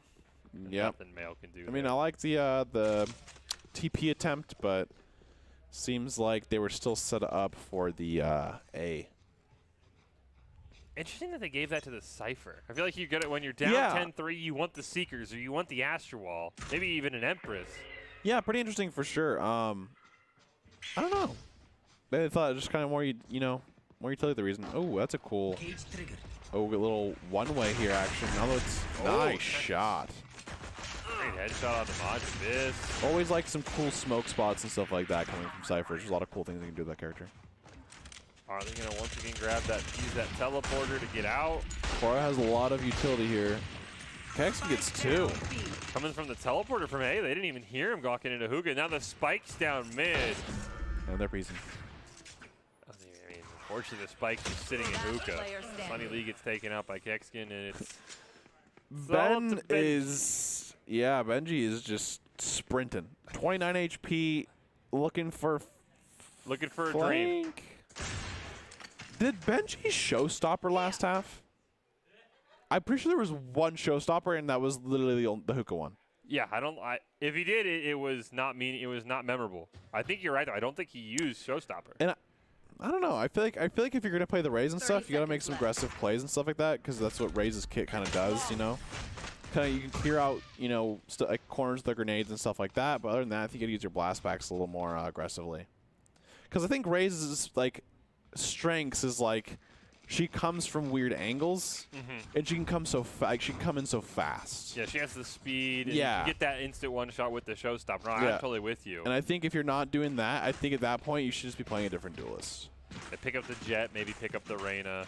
Yeah, like something of that nature. I think the Raze is only really good if you're, playing pretty aggressive with that, playing, aggressive nades. You're playing aggressive ults and stuff like that. You're making space with Raze is what I'm trying to say. Well, they still have a couple more rounds. Maybe make some space, catch back up in this game. Also, where's the boom bot been? We've not seen him. Oh, there we go. There is a boom bot. Just as I was saying. I think that's Kawar's that's boom cool. bot, That's a cool interaction. They're still trying to push through that mid. Everybody's on this A site. Kawar's in a very scary spot, though. Ooh, Tabernakis gets one onto Mail. They did trade one for one, though. Now Kawar gets another one onto Majibus, and now this is when the floodgates kind of usually open up. Sunny Lee's got a great angle, but they know he's there. Yeah, he's just sitting there. He's like, well, how about you guys peek? Nice. There's a grenade, yep. From Benji up in heaven where Cuddy is. Oh, Formal tried, or Coaxial tried I think Sumo's got to peek at least at some point. Okay, gets one. I know exactly. Has that Cypher? Yeah. Nope. Taken out by Cuddy. I think you got a good angle, but I really think you can't. I mean, you're low, like honestly, almost baiting your team at that point by sitting there for that too long. Obviously, it wasn't. I'm guessing that wasn't intentional, but. I think that strategy fell apart when Coaxial missed the flank through U-Haul. Yeah. He tried to get the flank onto Formal. Formal got a great flick, it looked like. Hey, yep. I like the use of the neural theft. I like the aggressive neural theft usage there. Insta, 1v2, try your scenario, but unfortunately, it was a little bit too lit for that to actually kind of play an effect there. That's a lot of shotguns on the Meteor side. Hey, last time it worked. Attacking shotgun's a little bit harder to pull off. You just got to have a couple smokes, a couple utility get in there, Oh, they might get a good one on the Tabernakis here. Nice. Okay, 1 for 1 there. Pick up the gun. Take the trade. Nope. Okay. Pick up somebody else's judge. Someone. There we go. Benji got a judge off in Hookah as well. Hey, they're good with shotguns. That's good. Hey, it's a sneaky little skill that can turn rounds. The dog not able to find anyone over an elbow. Sunny Lee. Ooh, does get him. Okay, here we go. 4v1 here for Tsunamis and the Meteors. Does Kex can use the ult if he finds somebody? I don't think so. Maybe. Maybe. Yeah. Actually, yeah, I would agree. You're up 12-3. Might as well. I mean, now you know everybody has the shotgun, though. Shoot through. Granted, we know we can see them. I don't know what Benji was waiting for there. He had a great opportunity to pick up a double kill in the round. Kawar's now got a judge. Ooh. I think he made noise, though. Oh, he barely missed him. Oh, nice shot. I like the attempt. That was a good try. That was a great try by the Tsunami. Hey, unconventional, but the shotgun power. Yeah, I mean, you're like, yeah, they have 4 shotguns, and I'm like, well, that's not, they need 5, but. Hey, they got a couple of good kills. And look, they just barely, I don't know how he saw Benji there. Great shot, though. Yeah, just take it a little bit too low and then realizes his time has come. All right, 12-4 here for Meteors versus the Tsunamis. It seems like Tsunamis are saving this round, I think. It looked like it. I think they're saving this round. It would make sense. They've only won, I think, 1 or 2 rounds since the half switch. Only won 2 rounds since the half, so yeah, you lose. Yeah, you probably have to save. And last round they had guns, so. Should favor the Meteors here who, oh, look at this play from the Tsunamis. They're behind the whole team. Spike down, B. They have the spike, too. They flanked the whole team through mid. Oh, that's so unfortunate. That was the spike option for Meteors. They had 3 go long, but with no spike. And now the Tsunamis are just kind of holding this down. We have seen some very interesting strategies here. Shoot through. Ooh. Okay. I mean, you have to win on kills now because there's no way you're getting to the spike. Or so you think. Oh, nice That's a great pick shot. from Yeah. Axel. 3-on-2. They are holding the spike down like their life depends on it. They have 40 seconds in the Sage Wall, so I like the Sage Walls. I think of the full health. Yep. You might know where we are, but it doesn't matter. Okay. Pop the Empress as well, I think. They did. Nice slow orb. Great flash. Oh, did some damage. So 1-on-2, and Benji picks it up. Wow. That was a tragic kind of position that they were put in the Meteors, but I think the biggest thing that came down to is Tsunamis didn't have like full guns. Yeah. And I think that actually played a big part right there. Like the Spectre, if that Spectre is like a Phantom, oh, you're getting mowed. And I mean, I think they probably did that strategy because they didn't have full guns. That was a fantastic little strategy there. Yeah, that was great. Take advantage of the fact that the Meteors have really focused on team pushing. Yep.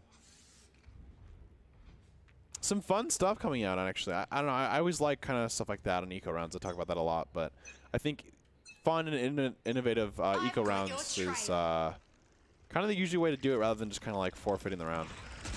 Showstopper here. Big opportunity, maybe. Oh, nice nade. Yeah, that's a lot of. Oh, yeah, I would say that's a lot of damage going on there. Let's take out Monjavis. And you have the Showstopper. Yeah, I mean, here we go. Here we go. Nice. What? He just jumped over him, right? I thought he did. Oh, no, so I think his teammate killed him at the same time. Yeah, okay. I was like, there we go. There's the round to take him. I thought he was like, did he just jump over him? And nobody saw that? Yeah, I think he basically got him at the same time, but like, wow. That was a very impressive performance from both those teams. I know that the coaches said that the Meteors kind of struggled with their mentality in previous games. The coaches definitely working how to handle stress. I mean, they still lost to Tsunamis, but I thought especially that second round and towards the end, much like our first match, they kind of got going, and they had some great strategies, especially with all those shotguns. The Meteors maybe worked on against future opponents. I thought they had some great plays. Yep. Well, if you want to be seen by expert college recruiters, talk directly to esports industry insiders like pro athletes, team general managers, and game producers, then join the club. Esports Tower players get insider access to industry insights with our featured rumbles. Recruiters are taking notice as well. It's a great way to explore exposure if you're looking to start your path to pro or land a collegiate scholarship. So we've had last week's 2 grand finalists have made it into the semifinals. We take a look at our standings here. Quakes and Tsunamis. Landslides waiting for one more. Unfortunately, our 2 week 1 grand finalists both aren't going to make it. It's Infernos and Blizzards. That should be a great showdown, but I do really want to say I thought phenomenal play by the Tsunamis on that match. They had some creative strategies. Just a very creative map overall. I think both those teams should be proud of how they played. Meteors have a little more work to do, but some of their strategies were very unique and worked out.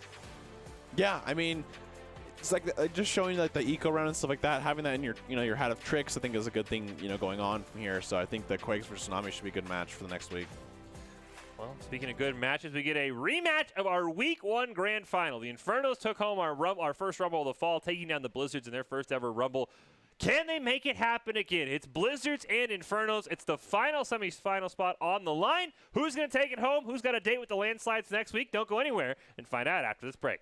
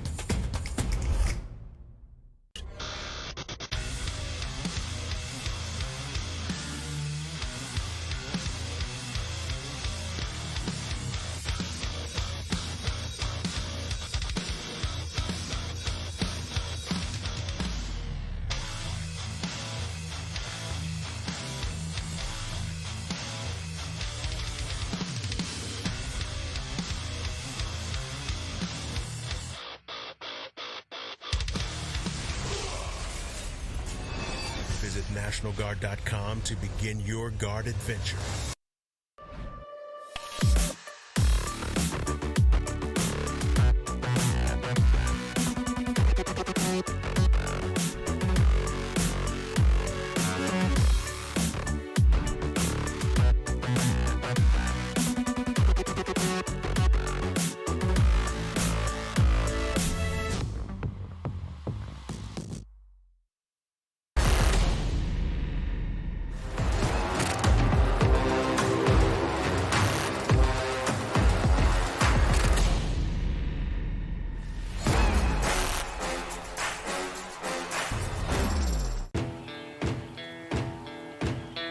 Here are a couple lessons I've learned over the years. Friendships come in all shapes and sizes. And always buckle up. Seatbelts save lives. That's a rule we can all live by. The news says Gen Z is struggling. I've got news for them. I wait tables, but last week I built a field hospital. I put out a forest fire. I stopped 1,000 attackers. And a natural disaster. I've saved lives. And led a team on patrol. I serve. Well, I go to school full time. While I work full time. The greater the challenge, the stronger we become. I like my go-to months ago.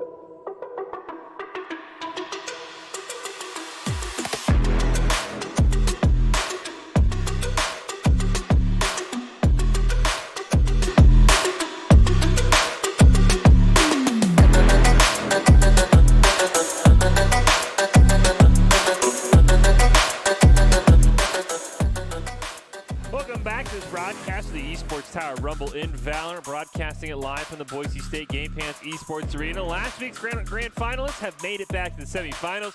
Who will be the last team to join them? It is a rematch of our Week 1 grand finals for the last spot in the semifinals for this week's Rumble. It is Blizzards and Infernos. Fish and Red Hots here call it all of the action.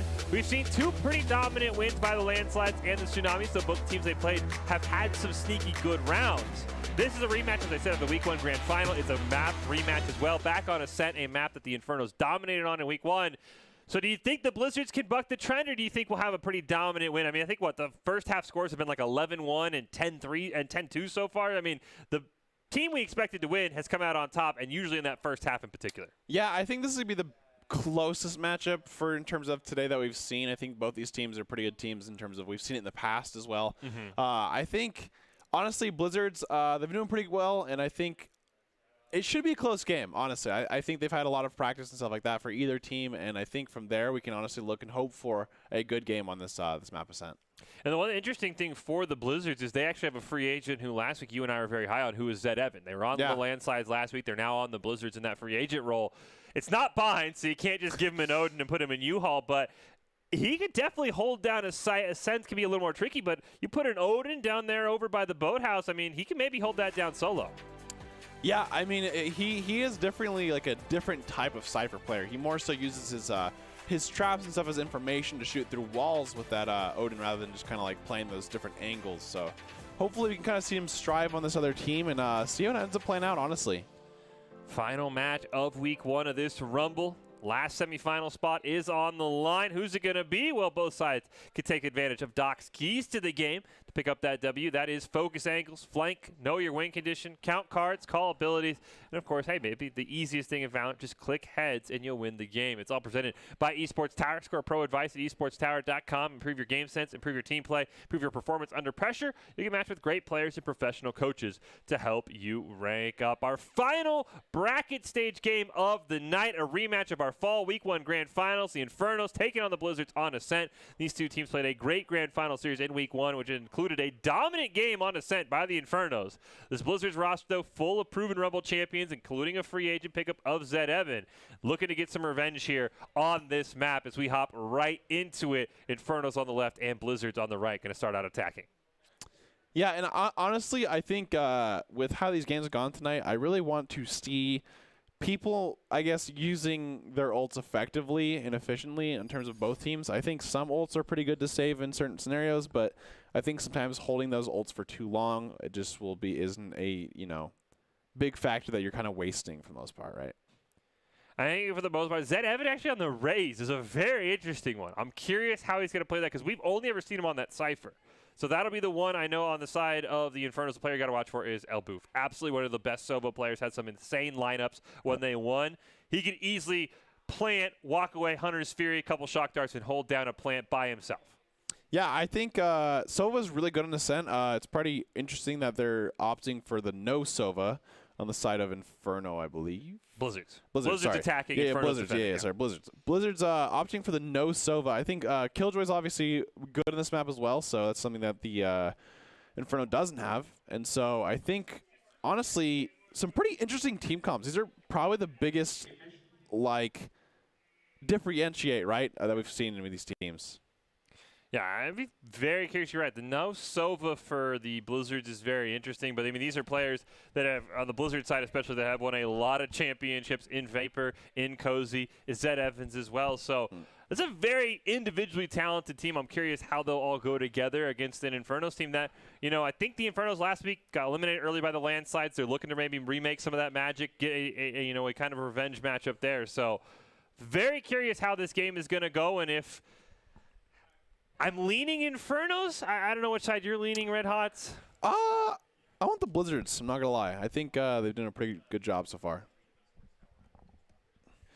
As we wait to hop in this one, just a reminder, of course, that the Esports Tower, if you want to be seen by expert college recruiters, talk directly to esports industry insiders like pro athletes, team general managers, and game producers, then you can join the club. Esports Tower players get insider access to industry insights with our featured Rumble. Recruiters are taking notice as well. It's a great way to score exposure if looking to start your path to pro or land a collegiate scholarship. As we mentioned earlier in this broadcast, they handed out, or their players were received $1.2 million in collegiate scholarships over the last 3 months. So absolutely spectacular job. If you want to improve your game sense, improve your team play, improve your performance, get on that path to pro or land a collegiate scholarship, esportstower.com is the place to check out. Just waiting to hop into our final match of the night. Infernos and Blizzards on Ascent, looking like it potentially could be a very good one. And we're going to have a stacked semifinal next week, Red Hots. No matter who wins this, we're going to have the landslides, we're going to have the tsunamis, and we're going to have the quakes as we get ready to go right into this one. That was a really cool shock dart, honestly. If they would have held forward there, they took a lot of damage. We are full on A here. You can see you've got, looks like Reyna for the Blizzards trying to lurk around as Vapor gets the first pick. Yep, and now they are kind of just taking sight here and kind of see here how the Infernos take the retake, because obviously we've seen a lot of different retakes coming here from the Ascent, but seems like Blizzards have the whole site kind of lined up. Ooh, we are going to get Reyna coming through spawn. Never mind, Froyo gets immediately taken out by Maroon. Zed Evan trying to make a play. Maroon at low health. Oh, those health bars are all red for the Blizzards. Even though it's a 5-on-2, I think the two Infernal players might have more total health. Yeah, and they've seen a couple shots to make this good, but I think they're going to have to make something aggressive play here if they want anything to happen at all, because the timer is just ticking down here. Oh, they get one onto Vapor. Oh, looking nice for another right one click. onto Zed Evan. But they end up taking care of business in the Blizzards with a quick plant. Claim round one. Yeah, I mean, they just kind of, you know, took it by force, and honestly, there was really no chance in terms of Infernals looking like they would take the site back there. So great round by Blizzards. It's kind of a dominating win there in that first round. Granted, they got pretty low, but overall, I think it was like 4-2. And it was just a matter of inches, too. You mentioned it. That shock dart right as we came in almost just eliminated, almost would have chipped the whole team down and could have killed a number of players with how low their health bars were. So they're now going to rotate over towards B this time, which they're going to run right into a Cypher. They've got to be very careful. Yeah, I don't know how much utility the Cypher has here, but honestly, this team is looking in here, and they do have guns, whereas the Inferno do not here, so... Oh, they do get one, yeah. Okay, great pick on Viper there, just rushing in. Zed Evans going to go right into the boathouse. Should get a great peek on the V-Spicy. They're going to get the plant down. Blizzard's just coming out incredibly fast here. Yeah, I mean, they're just holding W and taking these sites like with no hesitation whatsoever, and I really like that coming from the side. It's all up to Froyo to at least find a pick. Yeah. Hot Monkey's just rushing with a frenzy still. Yeah, I do like the approach here from Blizzards. Like, I like people when they have the gun advantage. Like, yeah, they could have shorties and stuff like that, but if we play super aggressive, it's kind of hard for them to actually kind of take over, find those good spots to play those corners here. I just like watching Hot Monkey here with the frenzy. Like, I'll lead the charge. That's fine. I ain't got a gun worth saving. I wonder what he's saving for. If he's gonna hold on to a frenzy for another round. Probably an op maybe for Jet, and since like he had the most money at the time, maybe like before that round. Go for there. Potentially, yeah. I mean, he does have, he's 900 short. Yeah, I would assume he's going for an op, for some, maybe for himself. We've seen a lot of Sky ops in the Esports Tower for some reason. Yeah, I'm hoping that's not the case, but maybe they're just like, they are attacking, so maybe they're just kind of looking to just hold the money, I guess, for the most part, right? I mean, but Vapor, a very talented player, I would assume that it's who that's going to. Yeah, Vapor's pretty good. Infernos do get a full buy. Zed Evan, ready to go in the race? 3-0.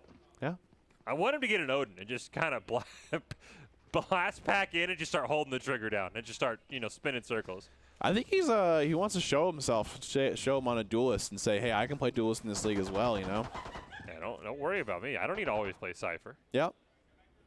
Hey, great start for the Blizzard. This was a dominating. I think you and I said 13-3, 13-4 in that grand final a few weeks ago for the Infernos. So Blizzards have almost already matched their win total from that week. Exactly, and they had a decent amount of time to practice, so I guess we're gonna see that pay off in terms of stuff like this. Ooh, that was a great shock dart too. He got 2 of them there for about half almost. It seems like recon dart started off as well, and to see at least 3 of them, I believe. Some like great Sova play. Healing, I think, from Sky to help out a little bit.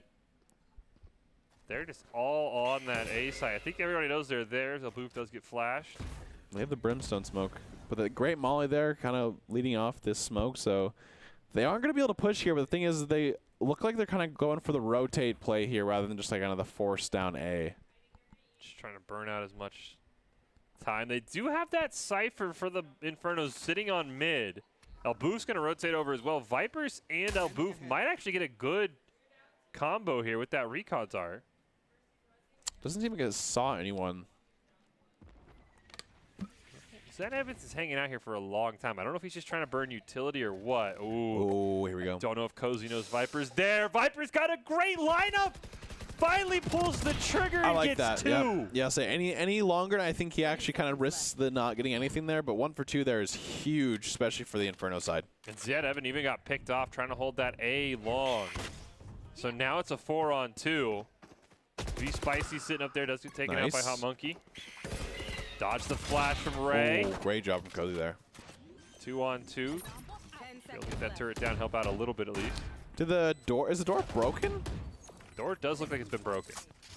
It's like, I know you press the button there, so. Oh, wow.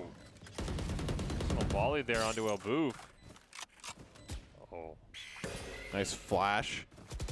Pretty aggressive for that Sky, honestly, at such low HP. Yeah, I would have liked to just flash, and you're just burning time at this point. You don't need to win. Oh, nearly gets sprayed through. Nice. Cozy on the 3-piece. It's a 1-on-1. He's just got to burn time. It's getting pretty low here. And Cozy's got all the time in the world. I like the sentry play. Now he knows where he is. And at this point, I think there's... You got to stick with defuse. Exactly. Great. Barely gets him. Cozy played that pretty phenomenally, honestly. Hey, happens. But you get a lot of money and the 4K, so... Yeah, you can't be mad about lose. That was impressive from Cozy. Yeah. I mean, wow. The timing right there was really good right there, I think, honestly. He knew that kind of Sova Elboof was in that area, and so he had to peek to play the 1v1 to try to get, like, you know, the 1v1, right? So I always think it's good kind of pushing someone you know is there and looking for, especially since they were low because they knew how lit they were, and then going for that play rather than, like, the 1v2 possible I don't like just burning time. You know, you don't need to be the 1v1 hero against the random. He got the kill, but he didn't even challenge until he knew, I win no matter what happens. Exactly, yeah. I do like that, you know, conservative Dog play. took the dogs take tripwires. That's interesting. Somebody trying to marshal through the smoke there. That always kind of sucks, just getting sprayed through smokes. Oh, Seeker's coming out here. What if we see the knives as well from the Jet? Ooh, Right, nice shot. Pick in mid on Cozy.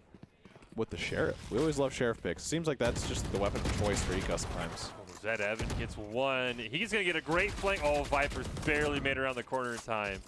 3-on-3. Oh, nice shot from Freyo. Oh, another one. Froyo with the 2-piece with the Marshall.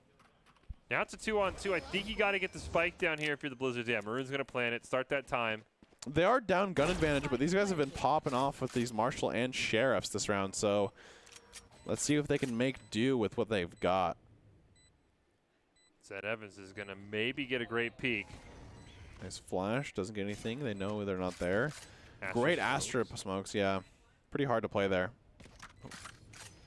No guns, unfortunately. There we go. Now does get the Phantom. Oh, this is going to be a great little challenge. Zed Evan gets taken out, and now it's all up to Maroon. 4-piece for Froyo and the defuse. At least half of it. Yeah, I was like, yeah, you got ult. Wow, Froyo had some great crosshair placement on the kill next to the box there for Zed Evan. That was phenomenal there. Just kind of comes in, gets the Phantom, and then just checks the one corner. It did scare me for the second corner, but they did end up getting that, so that's good.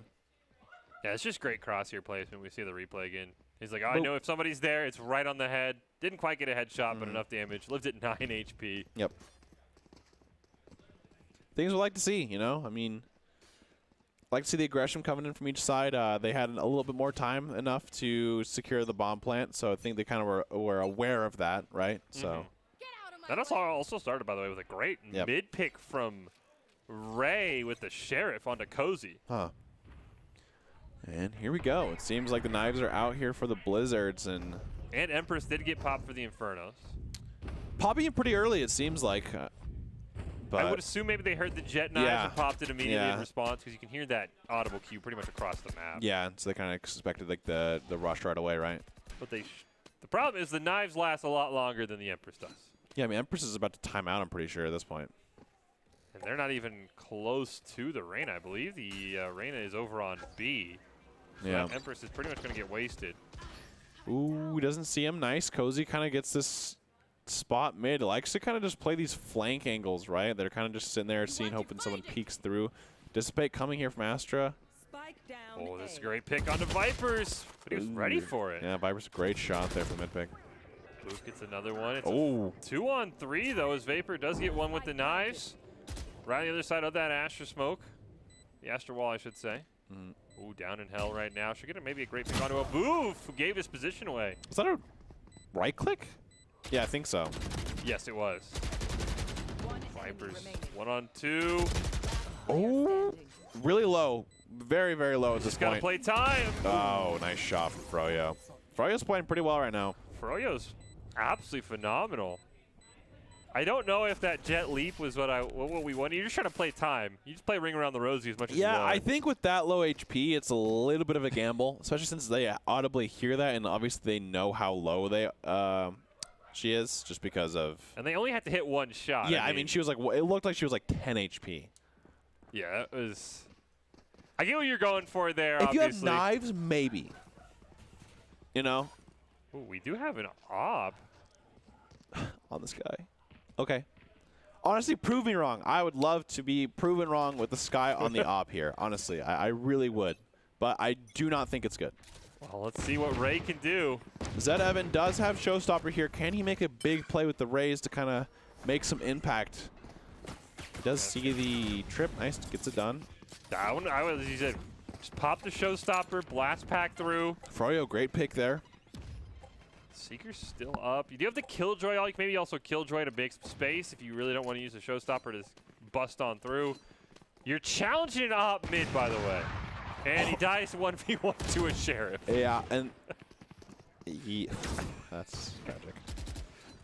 Alboof, Froyo gets the third kill of the round. Gets Sheriffed. Cozy. Dude, Sheriffs are just the ultimate defense weapon, I swear, sometimes. Or like the eco round. These esports tower kids, they have to practice with the Sheriff. I've never seen that many Sheriff kills in my life before. They go into deathmatch with Sheriffs, not Vandals or Phantoms. 100%. They're just like, we get some Sheriff practice in. It's up to Maroon. My one-taps are needed today. Might get a decent, at least, plant down for some credits. I mean, the Cyber Trap's here. But they're so far away. Granted, he doesn't know that, but I like that. Just as soon as you get the utility, just running through. I like that. You have no time to waste here. Just get the plant down. And get the plant down, yeah. It's going to be really hard for the round to kind of be won, but giving the best chance they can get, right?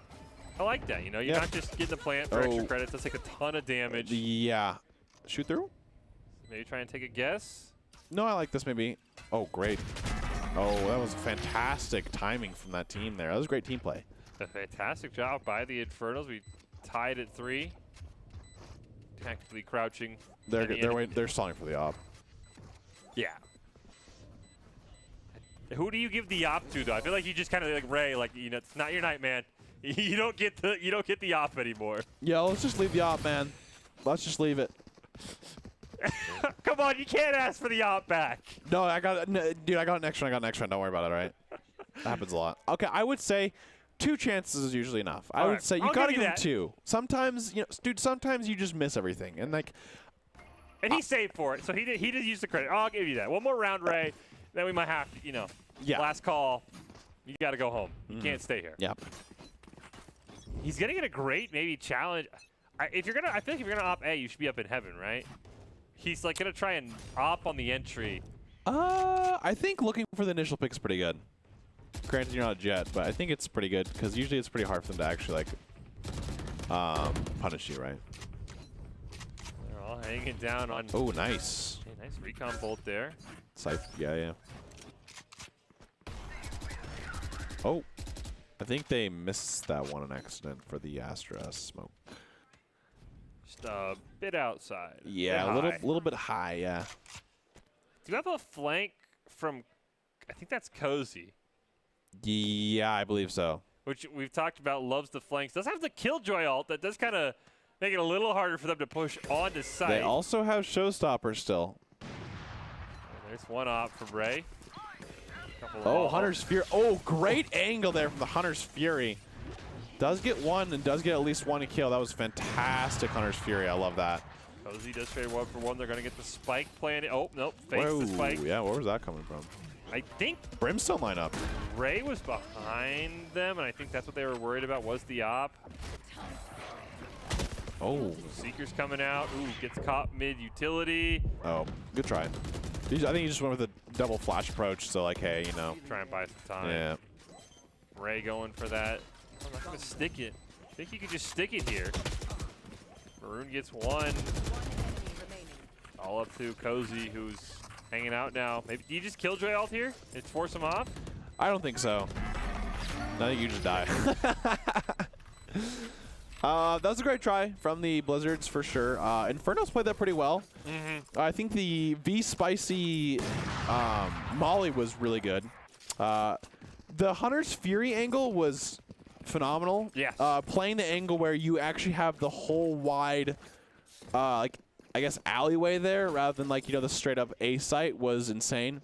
I think he hit like 3 for the first one and then missed the second one and then got at least a kill for the third one. Is that Evan there for the Rays? So I think that was a pretty big kill.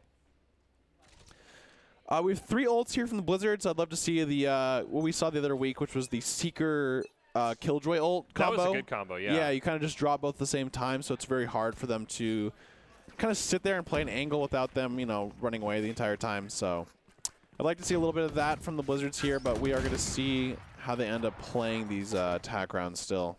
Still have an op to deal with on mid. Still on in Ray's hands. Trying to get a nice little angle, but a great Astra smoke cuts off that mid. Ooh, op shot. That turret just got obliterated by the op. Overkilled it. He said no. Oh, Froyo with a great pick on the Viper, yeah. Froyo's been phenomenal for the Infernos. Some fantastic random play. Elboov also been popping off. Gets a nice headshot there onto Hot Monkey. Cozy got a player right. Oh, Ray barely misses the shot onto Cozy. Is forced to flash. Here comes Froyo, who turns around at the last moment trying to dodge another flash.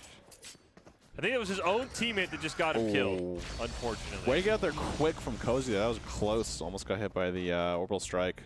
Spike's still up. I mean, you make a rotation over to B, it is wide open, and you can hold it with the Killjoy ult. I need to get a nice little mid peek here onto Vipers. 30 seconds left. Cozy waiting for somebody. Oh, I like the double push here if you know it's just one. Maroon is behind him, I believe. So it will be a full-on 2-on-2. Ooh, don't peek. Nice tripwire.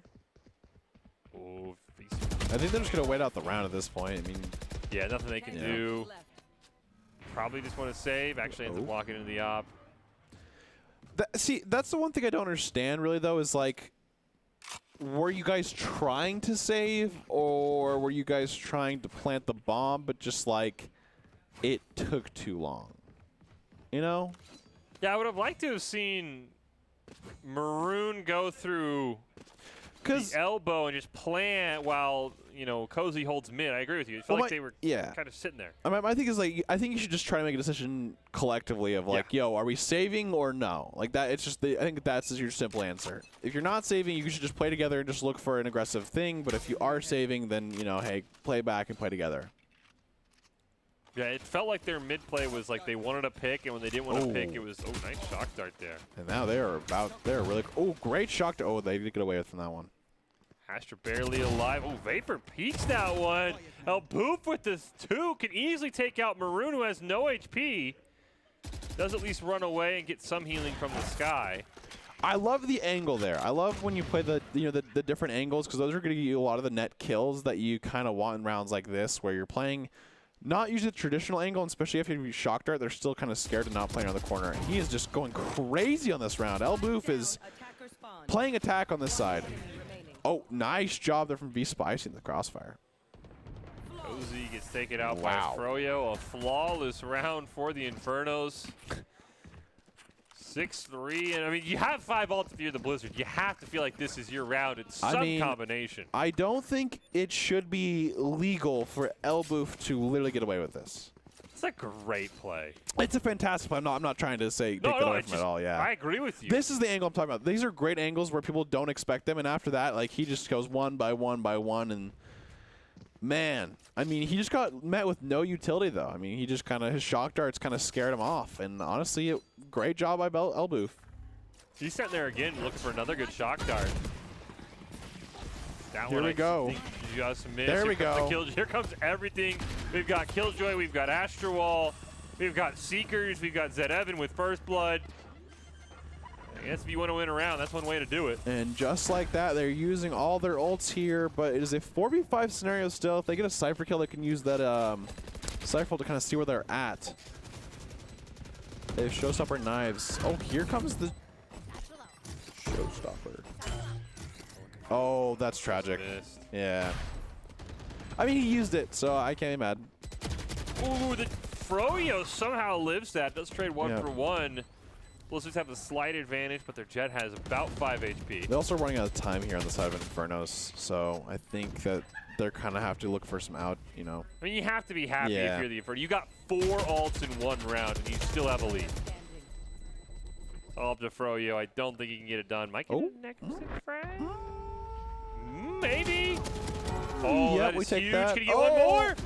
Oh, nice. He gets I'm pretty sure Vapor had like literally 10 HP. Yeah. For some reason, I'm not gonna lie, Vapor just I think he has his health bars off. I think he's like, all right, I don't need my health bars. I'm gonna play the same at all the time, and I honestly respect that a lot. He just goes. He does. He just peeks at. He's like, I'm getting Froyo there, you know, but ends up, oh, I have literally 1 hit of HP left. So I almost did get him. Do you see those pizza boxes right there? I've never noticed that. Froyo's just stomping his Pete all. Oh, he had an op, but it went away. I don't know. Yeah, I don't know where the op went to. Ooh, you get a huge flank here. Yeah, looking for that B site here, tag from Blizzards. It seems like. Vapor did pop the knives, and we saw this earlier where Vapor popped knives and Froyo Empress in response. I don't know if that's the same as what's happening this round. They are all 5 looking for B. Froyo could get a great lineup, but the Empress is just going to go away. They see, oh, they have the dog there, but I don't think they got too much information from that. See, Empress is just gone. I like the use of it, but I think it's a little too early. I think he's hearing the Jet sound cue and just popping it. Oh. In retaliation. Okay, nice. Nice save there by Ray. He's like, don't flash me. Ooh, let's go a little battle in the mid here. Yeah. Seems like they are rotating out here. Still have to worry about knives. Just through the smoke. Maybe that's why Vapor was so careless. Do you see where Elboof is, though? Elboof's behind them. Ooh. Oh, nice shot from both these guys. Elboof is in their spawn. And he just reconned, so like they know he's there. Oh, good try. Just missed. Now it's all up to Cozy, who's about to 1v1 get the full force of the team. Froyo's looking for this big flank. They're sitting in way back of spawn. Oh, Ray takes the kill. I don't know what happened to that op that you mentioned. Yeah, Froyo had I think he just sold it back. I think he just sold it. Yeah, I think he was like, I should op here, and then he was like, well, I have Empress here. Maybe I want to use Empress first. Here's the pizza party. Yeah. He's just stomping all over these pizzas. Dude, they're perfectly good pizzas, and he's just well, maybe there's there. pineapples on it. Maybe we can't see. Yeah, that's true. No, I mean, those just look like normal pepperoni pizzas. Maybe they've been left out for a while. Yeah, though, you know, and you know. So we get another B push here from the Blizzards. Yeah, they kind of had the fake push last time. I think the cool thing was there though. Infernos was like, we're not waiting around, just letting you rotate there, so we're pushing out to you. And it seems like they're kind of doing the same thing here with all 5 members of Blizzards here pushing in. Froyo could get a huge flank. Nice. Gets one. Great job using the. Oh. Got caught trying to heal there. Does get it traded out though, as there's another trade. It's all up to Vapor, who is at about 10 HP. Can you? I don't think you should shoot the smaller part of that. I don't believe so. I think it's only like the top little like brick part, maybe. Vapor, they doing it. It is a 1v2. He has no health. Well. That was pretty aggressive from the side of Blizzards we saw there, but seems like Inferno's kind of had a good setup there with that kind of one watching mid and then like that, you know, two actually on site holding that down. I think it's pretty hard to play into without ults especially, so. They just have so much utility. Yeah. They can just shut down the push for it to allow the rest of the team to rotate over. But maybe it's just, I think a lot of the times we've seen in Esports Tower especially is people struggling with attack on this map more than anything else.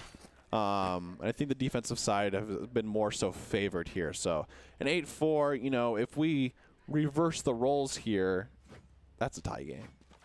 No, I think you're totally right. I think teams we've seen a lot of teams like they either know what they want to do and it's just go A, and that's work. We've seen teams like stall out in the mid. I think the Blizzards had that problem for a few rounds. Like everyone just kind of sat mid and was like, now what do we do? Yeah. Or they fake A and then they want to rotate to B and it just takes too long. So no, you're totally right. Attacking has not been easy. There's a pretty nice trade there in the mid. Nobody took any damage, but I do like the mid pushes here. Looking for a peek onto somebody. Let's take a bit of damage for Albu. I like the run out. No need. Oh, great flank there though from Hot Monkey. So you get a trade there. Froyo for Zed Evan. I like that just for the Blizzards because Froyo has been maybe the MVP for the Infernos. Oh, Cozy had an angle there, but does get flashed, so has to kind of fall back for now. He had to let his teammate Vapor get picked off. 3-on-3. Complete A-site control here for the Infernos. They want that plant down. They do have Hot Monkey coming from what would be their own spawn. Yep. Yes, now they're just planting, so they have a lot of time here. They just got to play a little slow here and figure it out. They do get around that tripwire, which is huge.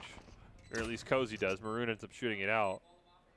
And they know somebody's up there. Oh, they go for the combined fire. Nice right click. 1-for-2 trade. We'll see what Maroon can do. Ray pick up the 4-piece there. Jeez. Honestly, a great shot through the wall there, too. Ray kind of understood his angles there and knew exactly how he wanted to play it. And a 4K followed from that.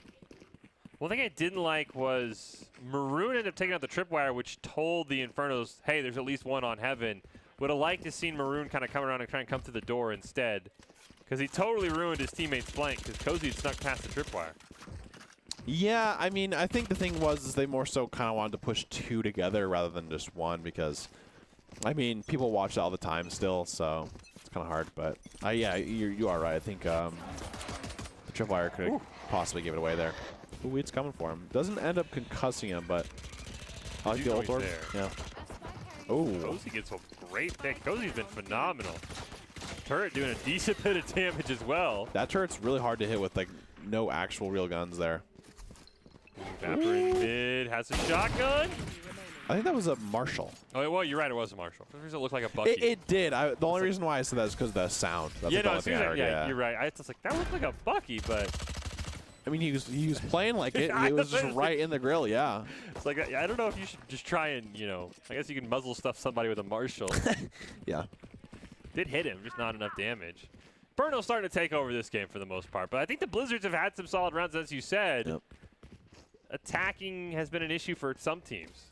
This would, I mean, to move, if the Infernos can maybe close us out like 12-5, maybe even 12-6, or 13-5, 13-6, I would put them in that elite category with the Tsunamis and Landslides. Yeah, this would be a pretty big win over the Blizzards here, but I think the Blizzards are not out yet here. They have a full buy here, so I think it's time to see kind of how they're playing this it's a great second half now, yeah. Right onto Froyo. Good spray there. Did a lot of damage. Two members of the Blizzards very low, and Maroon Vapor does get healed up though by the Sky.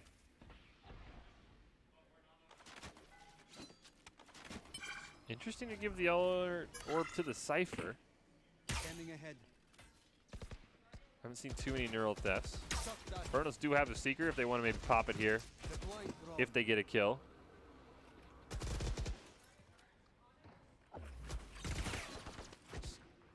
And this is what we've talked about. I mean, this is just such a slow attack from the Infernos. Elboof's just trying to waste time at B. Everybody else is sitting A, waiting for either a pick or I'm not sure what. Yeah. And Elboof, honestly, is kind of holding it down here in this B side, though, in terms of, like, there's 2 here, almost 3 hovering, and there's not really much going on the other side of the map yet. And I think they're kind of waiting maybe too long here, because now they kind of know something's up here, right? Maybe they don't. Maroon finally maybe realized, yeah. He was, as you said, he was holding basically 2.5. Yeah. Would have liked to have seen the Infernos get a bit more aggressive, so they get a trade there. 1 for 1. Vapor picks up his 3rd kill of the round. Maroon trying to get one more. Vapor and just flying up when the calls is always the great thing I always love to see. It's hilarious. Vapor, you know, you look away and you're like, is that guy fly hacking? No, it's just Vapor on the jet. He's doing Vapor. I think things. It's always when he takes damage. Like, I think he takes damage and he's like, all right, it's time to fly. Like, he gets lighter the lower HP he has. It's like Buzz Lightyear. We're not aiming for the truck. Exactly. We don't know where he's aiming. But he has to be low HP to do that. Hey, it worked out. Got yeah, the 3 piece I as mean, well. Hey, like I said, it's funny. And he's got the knives, which even make, I expected to fully dash airborne with the knives, and he might even go for the right click. But then you can't reset.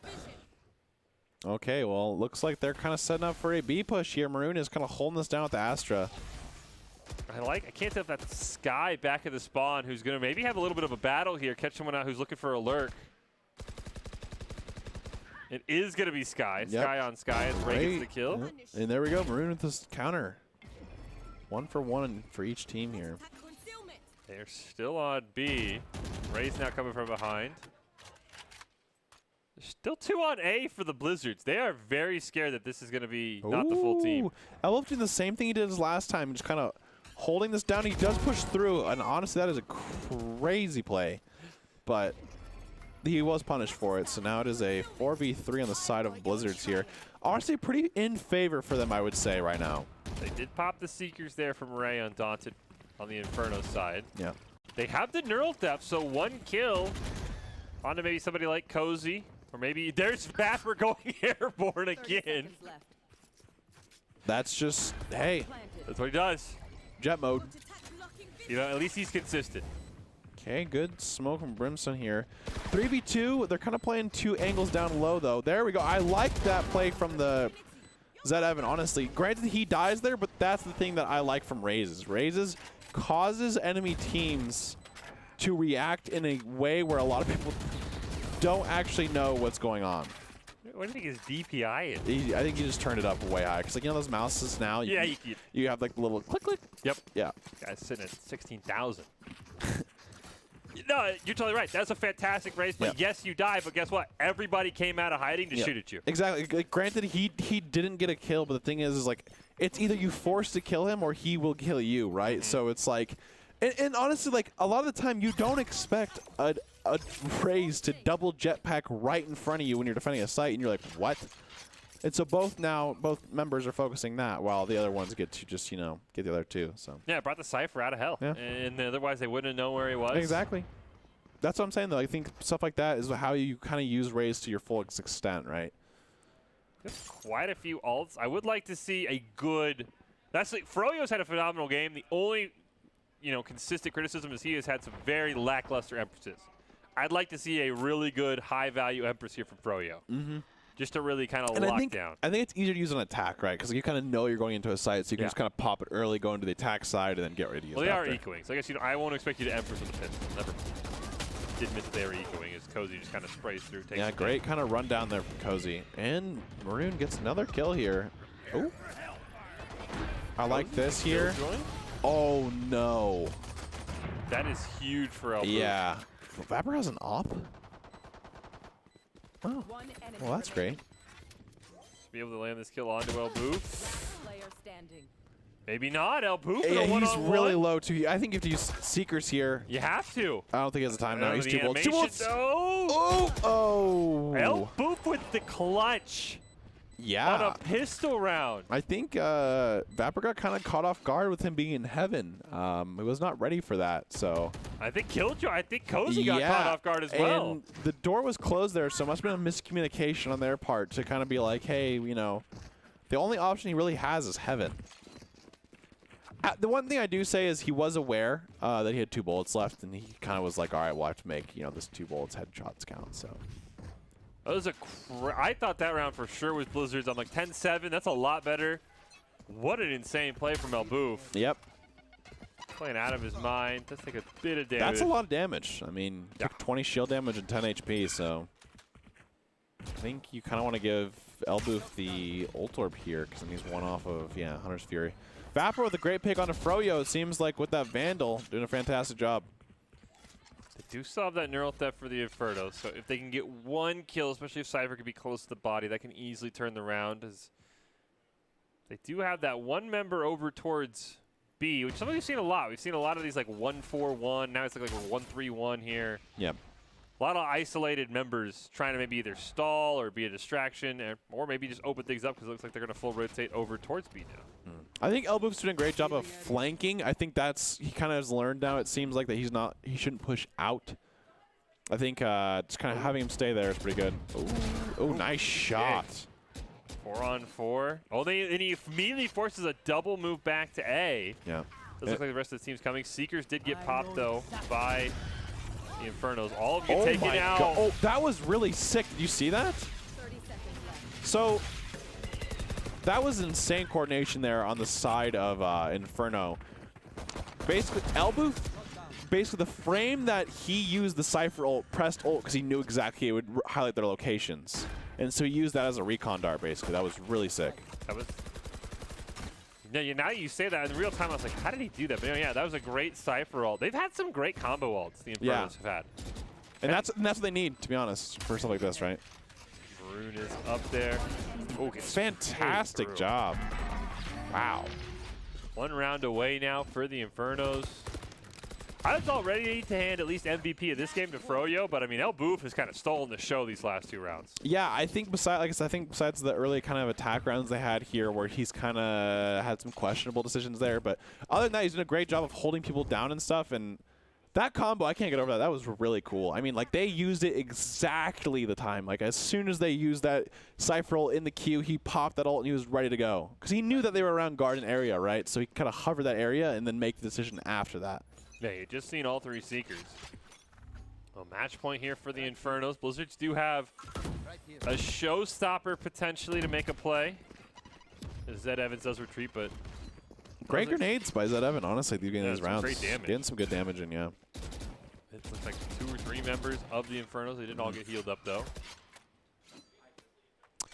He has full utility on the side of Elboff here. I don't know if they're kind of waiting for smokes here. Oh, here we go. Maybe? Pausing. No. Okay. Yep. I don't know if I don't know if Zed Evan expected them to push him. Yeah, I mean, once you hear that, I don't think anyone's pushing you. to be fair, right? The audible cues are loud enough in Valorant. You're like, yeah. Hey, no, turn around. Okay, they have Seekers ready to go from Undaunted here, and I think they're going to kind of look for this A push in the end here. They have no Zed Evan ult here. They kind of wait the smokes out, and a lot of ults coming out here. Empress. I mean, I'd like to just see the Astro Wall. Ooh, gets almost caught there. And vulnerable. Vapor gets first blood onto V-Spicy, looking for 1 more through the smoke. Maroon with the double spray. Froyo trying to keep his team in it. Does pop the Empress now as they trade 1 for 1. It's all up to Vipers. Down below in hell, it gets sprayed through by Cozy.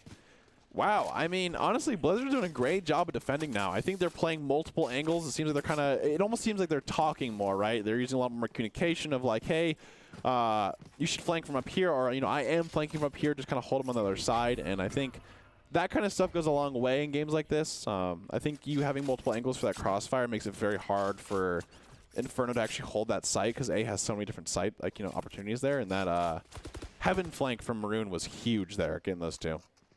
That's something we've seen through all our games. I don't know if the Blizzards will lose. They're going to win 5 rounds in a row to force overtime. But the team that has lost in our first 2 games did a really good job at the end getting better and communicating. Yep. That's what the Blizzards have done. Again, they still have a chance. 5 straight rounds. You win a couple, you force an eco round here and there. It's not as hard as it sounds. Yeah. I think this is an eco round from Infernos, I believe, maybe. Hard to tell. Potentially.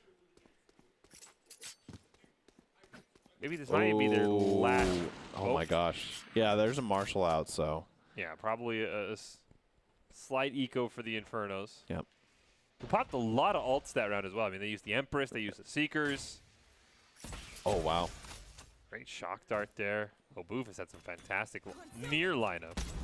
Oh, they know he's there for sure, and they're getting him out of there. Oh, does hit him once. Firing off a lot of shots there. Taking some Marshall. Oh, good heal, yeah. Still can get one shot by Marshall, by the way. Ooh, Vapor gets the first blood, though, on to Ray. He's taken out immediately by that Marshall, though. I love this spot for Maroon. We have seen so many players in Esports Tower forget that spot exists. Not this time, though. Just get Cypher caged. It's so funny looking at the game like through seeing walls, you know? Like, it's like, shoot! But it's like... Take the shot! Yeah, it's like... He's literally right there! Yeah. It's like, oh, I don't actually know. Oh. All right, maybe he did. Heard us, he heard us, yeah. Oh, but the knife was out, but Cozy does have the flank there. I don't think they can get the spike down. Yeah. Wow, all right. Blizzards are taking them out here pretty convincingly each round. This might... No, they're going to get one more full buy here for the Blizzards, or for the Infernos, it looks like. Yeah. So probably after next round, though, they're going to be forced to eco again. You really, instead of winning 4 rounds, you really have to win 2, because the other 2 rounds they'll be ecoing. Yeah. So you still have to win those, but yeah. Yeah, okay. We have seen the Infernos. I'm kidding. They did win one when they were ecoing, thanks to Boof with his friends. I mean, if they have all sheriffs, I'm pretty sure that's an equal round. Hey, the way these kids have been playing. Yeah, I mean, I agree. That's what they can do here. Froyo looking for the peek onto potentially Zed Evans, who's had some great grenades early on down A lobby, but I think he's just going to back off this time. I don't know who they're giving the ult orb to. Yeah. I would assume Sky. That'd be my first guess for Seekers. Ooh, Froyo. Very aggressive. Not watching that Heaven, though. Does get flash, and honestly, great peek there. Does take some damage. Gets healed back up, but does lose the shield, which is pretty important there, and gets hit with the other grenade as well. That takes a little bit of damage. No shields now. Oh, that's some good damage coming out here from Infernos. Do have the Brimstone ult online as well. A little harder to use defensively. Elboof did get the pick on Vapor, though. That's huge. Vapor has been getting a lot of first bloods in the mid and really opened the game up for the Blizzards. This could be the Inferno's round. Maroon's going to try and peek here. Froyo's just kind of holding W. Yeah. I think they probably know where he is at this point. Some great wall sprays. Nice. Turns out they go in favor of Infernos. It is a 5v3 scenario here, and they do have the Brimstone ult, so they can get the defense down and kind of get the bomb down. Ooh, Cozy with the 3 speed. 1v2 here for Vipers because and just Cozy's like that, yeah. off. Huge here. Oh, can't win it. And Monkey was low. Monkey only had 27 HP. That was a power play by Cozy right there. He literally just saved the game right there in terms of that play on the side of the Blizzards. I mean, came around the corner and just 3K'd them. Just 1, 2, 3 spray line and bang. Wow. 5-2 goes to 2-2 just like that. And then they win the round. That was that's a massive play. Well, this is what we talked about when the Blizzards made their run to the Grand Finals week 1. It was Cozy and Blizzard made a ton of phenomenal plays, or Cozy and Vapor, excuse me, made a ton of great plays. Yeah. And you see here, it looks like it's an eco round. At least you can see Ray only has the Sheriff for the side of the Infernos. Have to favor the Blizzards in this round, but that's a great shock dart. Barely dodges it. Ooh, Elboof kind of gets a little too close, but hits him with the shock dart in the slightest. Ooh. Oh my gosh, that was a little aggressive coming in from I know exactly. on Monkey. Ooh, and they there. get the Cypher ult too. Yeah, true. They are still at a gun disadvantage. Ooh, okay. They do have one lurking there. Ray Undaunted is sitting in B, while the rest of the team kind of seems to be still playing that A site more so. They do have the Dissipate here. I think it's kind of harder using when you have defense, but you can kind of lock off that that A main there. You have the Killjoy ult if you're the Blizzards. I don't. Ooh. I mean, Froyo did get a gun. They get a kill on the Vapor. This is looking pretty promising here for the Inferno side, but you never know. Just like last round. There's that Killjoy ult. Hunter's Fury is going to try and take care of it. Yeah, I'm pretty sure he's going to hit it, yeah. Get it. Ooh, I don't know. Cameroon missed it. Almost gets killed. Okay, this is... Boof is doing a ton of damage. Gets nice a great shot. headshot. 3 on 2, but the health bars are very critical. Boof gets another one. They do have the Orbital Strike here, so I think they're just going to play back here for the Orbital Strike, and that should be the round for the most part. He's 29 HP or Cozy. Oh, we're looking the wrong way. Wow. And, I mean, a little too aggressive on the Sky, gave him a gun, and that's all the Infernos needed.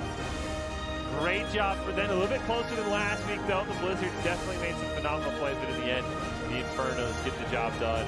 So we will have 2 champions, the Landslides and the Quakes, in our semifinals. So we're going to take a look at next week, plus our grand finals. Overall, a phenomenal night of Valorant, though. Just want to remind people, if you want to be seen by expert college recruiters, talk directly to esports industry insiders like pro athletes, team general managers, game producers, then join the club. Esports Tower players get insider access to our industry insights. With featured rumbles, our recruiters are taking notice as well. Great way to score exposure if you're looking to start your path to pro or land a collegiate scholarship here. As we take a look at the standings at the end of the night, it was a crazy last game on Ascent, Red Hots. That could have gone either way. Just a little bit too aggressive on the side of the Blizzards at times. I agree. I mean, that was a phenomenal match there. Back and forth, honestly, at the very end, it kind of seemed like Blizzards could potentially come back and tie it up there with a couple, streak going on there the last couple rounds there, but it turns out the Infernos did kind of just end up winning the last 2 rounds. So huge congratulations to the Infernos. They will take on the Landslides in a rematch of last week's bracket stage game. The Landslides won pretty handily. Other side of the bracket will be the Quakes and the Tsunamis going in against each other. Probably expect the Tsunamis to win that one, but you never know. We did not get to see the Quakes tonight. Well, as we transition into the end of our broadcast, we do have our ICCU player of the game to give away, and Red Hots have a lot of deserving performers. Who do you got this week? Honestly, I think Elboof's performance last map was actually really well. I think his Sova darts and stuff like that had so much pressure on the map, and not even just like KD-wise, I think it's just like he overall utility-wise had so much impact on the map. When he was holding A, he had the shock darts every round, and he'd mix it up every round, right? He had lineups for every single different way. He had some really good Hunter's Furies there, and so I would say I think I'd give it to Elboof there. Yeah, especially that last round. He gets the Hunter's Fury out of the lockdown, and then gets 2 headshots with the Marshall when they know where he was. Yeah, I completely agree with you. Elboof, I mean, if you want another one, I know the 2 free agents for the Landslides, they had some phenomenal performances there. I mean, the Tsunami's kind of just a team effort. I think it was Formal who ended up top fragging that game. I thought the entire Tsunami's team played really well. So, yeah, I would agree with you. I think Elboof, probably the deserving nominee. We will see who it is going to be. I'm excited for next week, though. We've got some crazy matchups. So now we get to this week's ICCU player of the game. And it'll be Froyo, who I think, round 1, the first half MVP for this map, definitely Froyo. I thought Elboof did a little bit better, but I don't think you can. This is not a bad choice here to give Froyo the MVP. Yeah, I mean, he had some very standout rounds as well. I think, especially their attack side, he had a lot of first bloods on the side of on the attack side for that round. Yeah, they were down early. I mean, you see here 3-0, 3-1, and Froyo just kind of willed them back in. Who knows how this game goes if the Blizzards have a 5-0 lead. Get one more look at Vapor doing Jet things. But the player of the game brought to you by Idaho Central Credit Union. He's a great player, makes a team more successful, just like Idaho Central's helping members achieve financial success. This week's Rumble ICCU player of the week is Froyo. Huge congratulations to you on picking up the Idaho Central Credit Union player of the week, as they had some phenomenal plays, especially in that first half, getting in the Infernos ahead and allowing Elboof to play just spectacularly as well. Well, as we prepare to close out this night, any big takeaways from the game? We saw the favorites all won. Second half's usually closer than the first half, and we've got some great matchups set up for next week as well. Yeah, I think we'll have some good maps next week. I think the biggest thing is it seems like the team who's kind of coming online first is kind of pulling out ahead. And I think those early rounds are actually meaning a lot more than people think. I think momentum's playing a huge point in here. We've seen a lot of teams kind of play pretty well in the last couple rounds, but unfortunately that's usually too late for you to kind of kick it up in the games like that. So hopefully you can get some good warm-ups in and stuff like that. And next week there's some good games.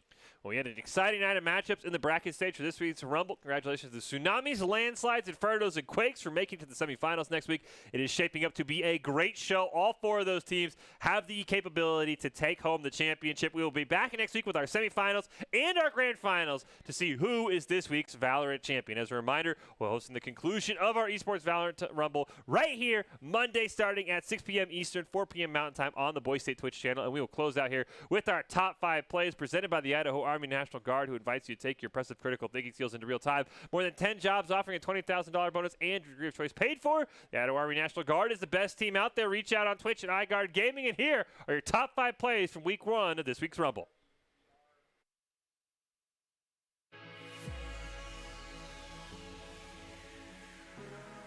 Hyperwall especially, now with that box. Oh, yeah. So you'll get... Did they just try to knife him? I think so. I'm pretty sure Sage had her knife out. He's looking for a 4-piece here. Oh, there's a judge. Oh, got one. Got one on the shorty there. Hey, sometimes the shorties you just gotta hold. Their moment of history, because right now, I mean, it's hard to find a bad spot in what they've done so far on Icebox. Yeah. That shot, once again, a great pick. Snazzy gets it. Everybody's getting involved now for the landslide. Oh. Snazzy, got out by Sage at least. Maybe gets 2 here. He is lit. Oh, kind of setting up. One thing he's always going to be careful about shorties this round, so like the cam there, making sure that everywhere is safe, just because, you know, shorty cheese in this map is definitely pretty good in terms of all the corners and stuff. So. It's like the meters have picked up its nice shot. Formal gets the first one. Gets another one.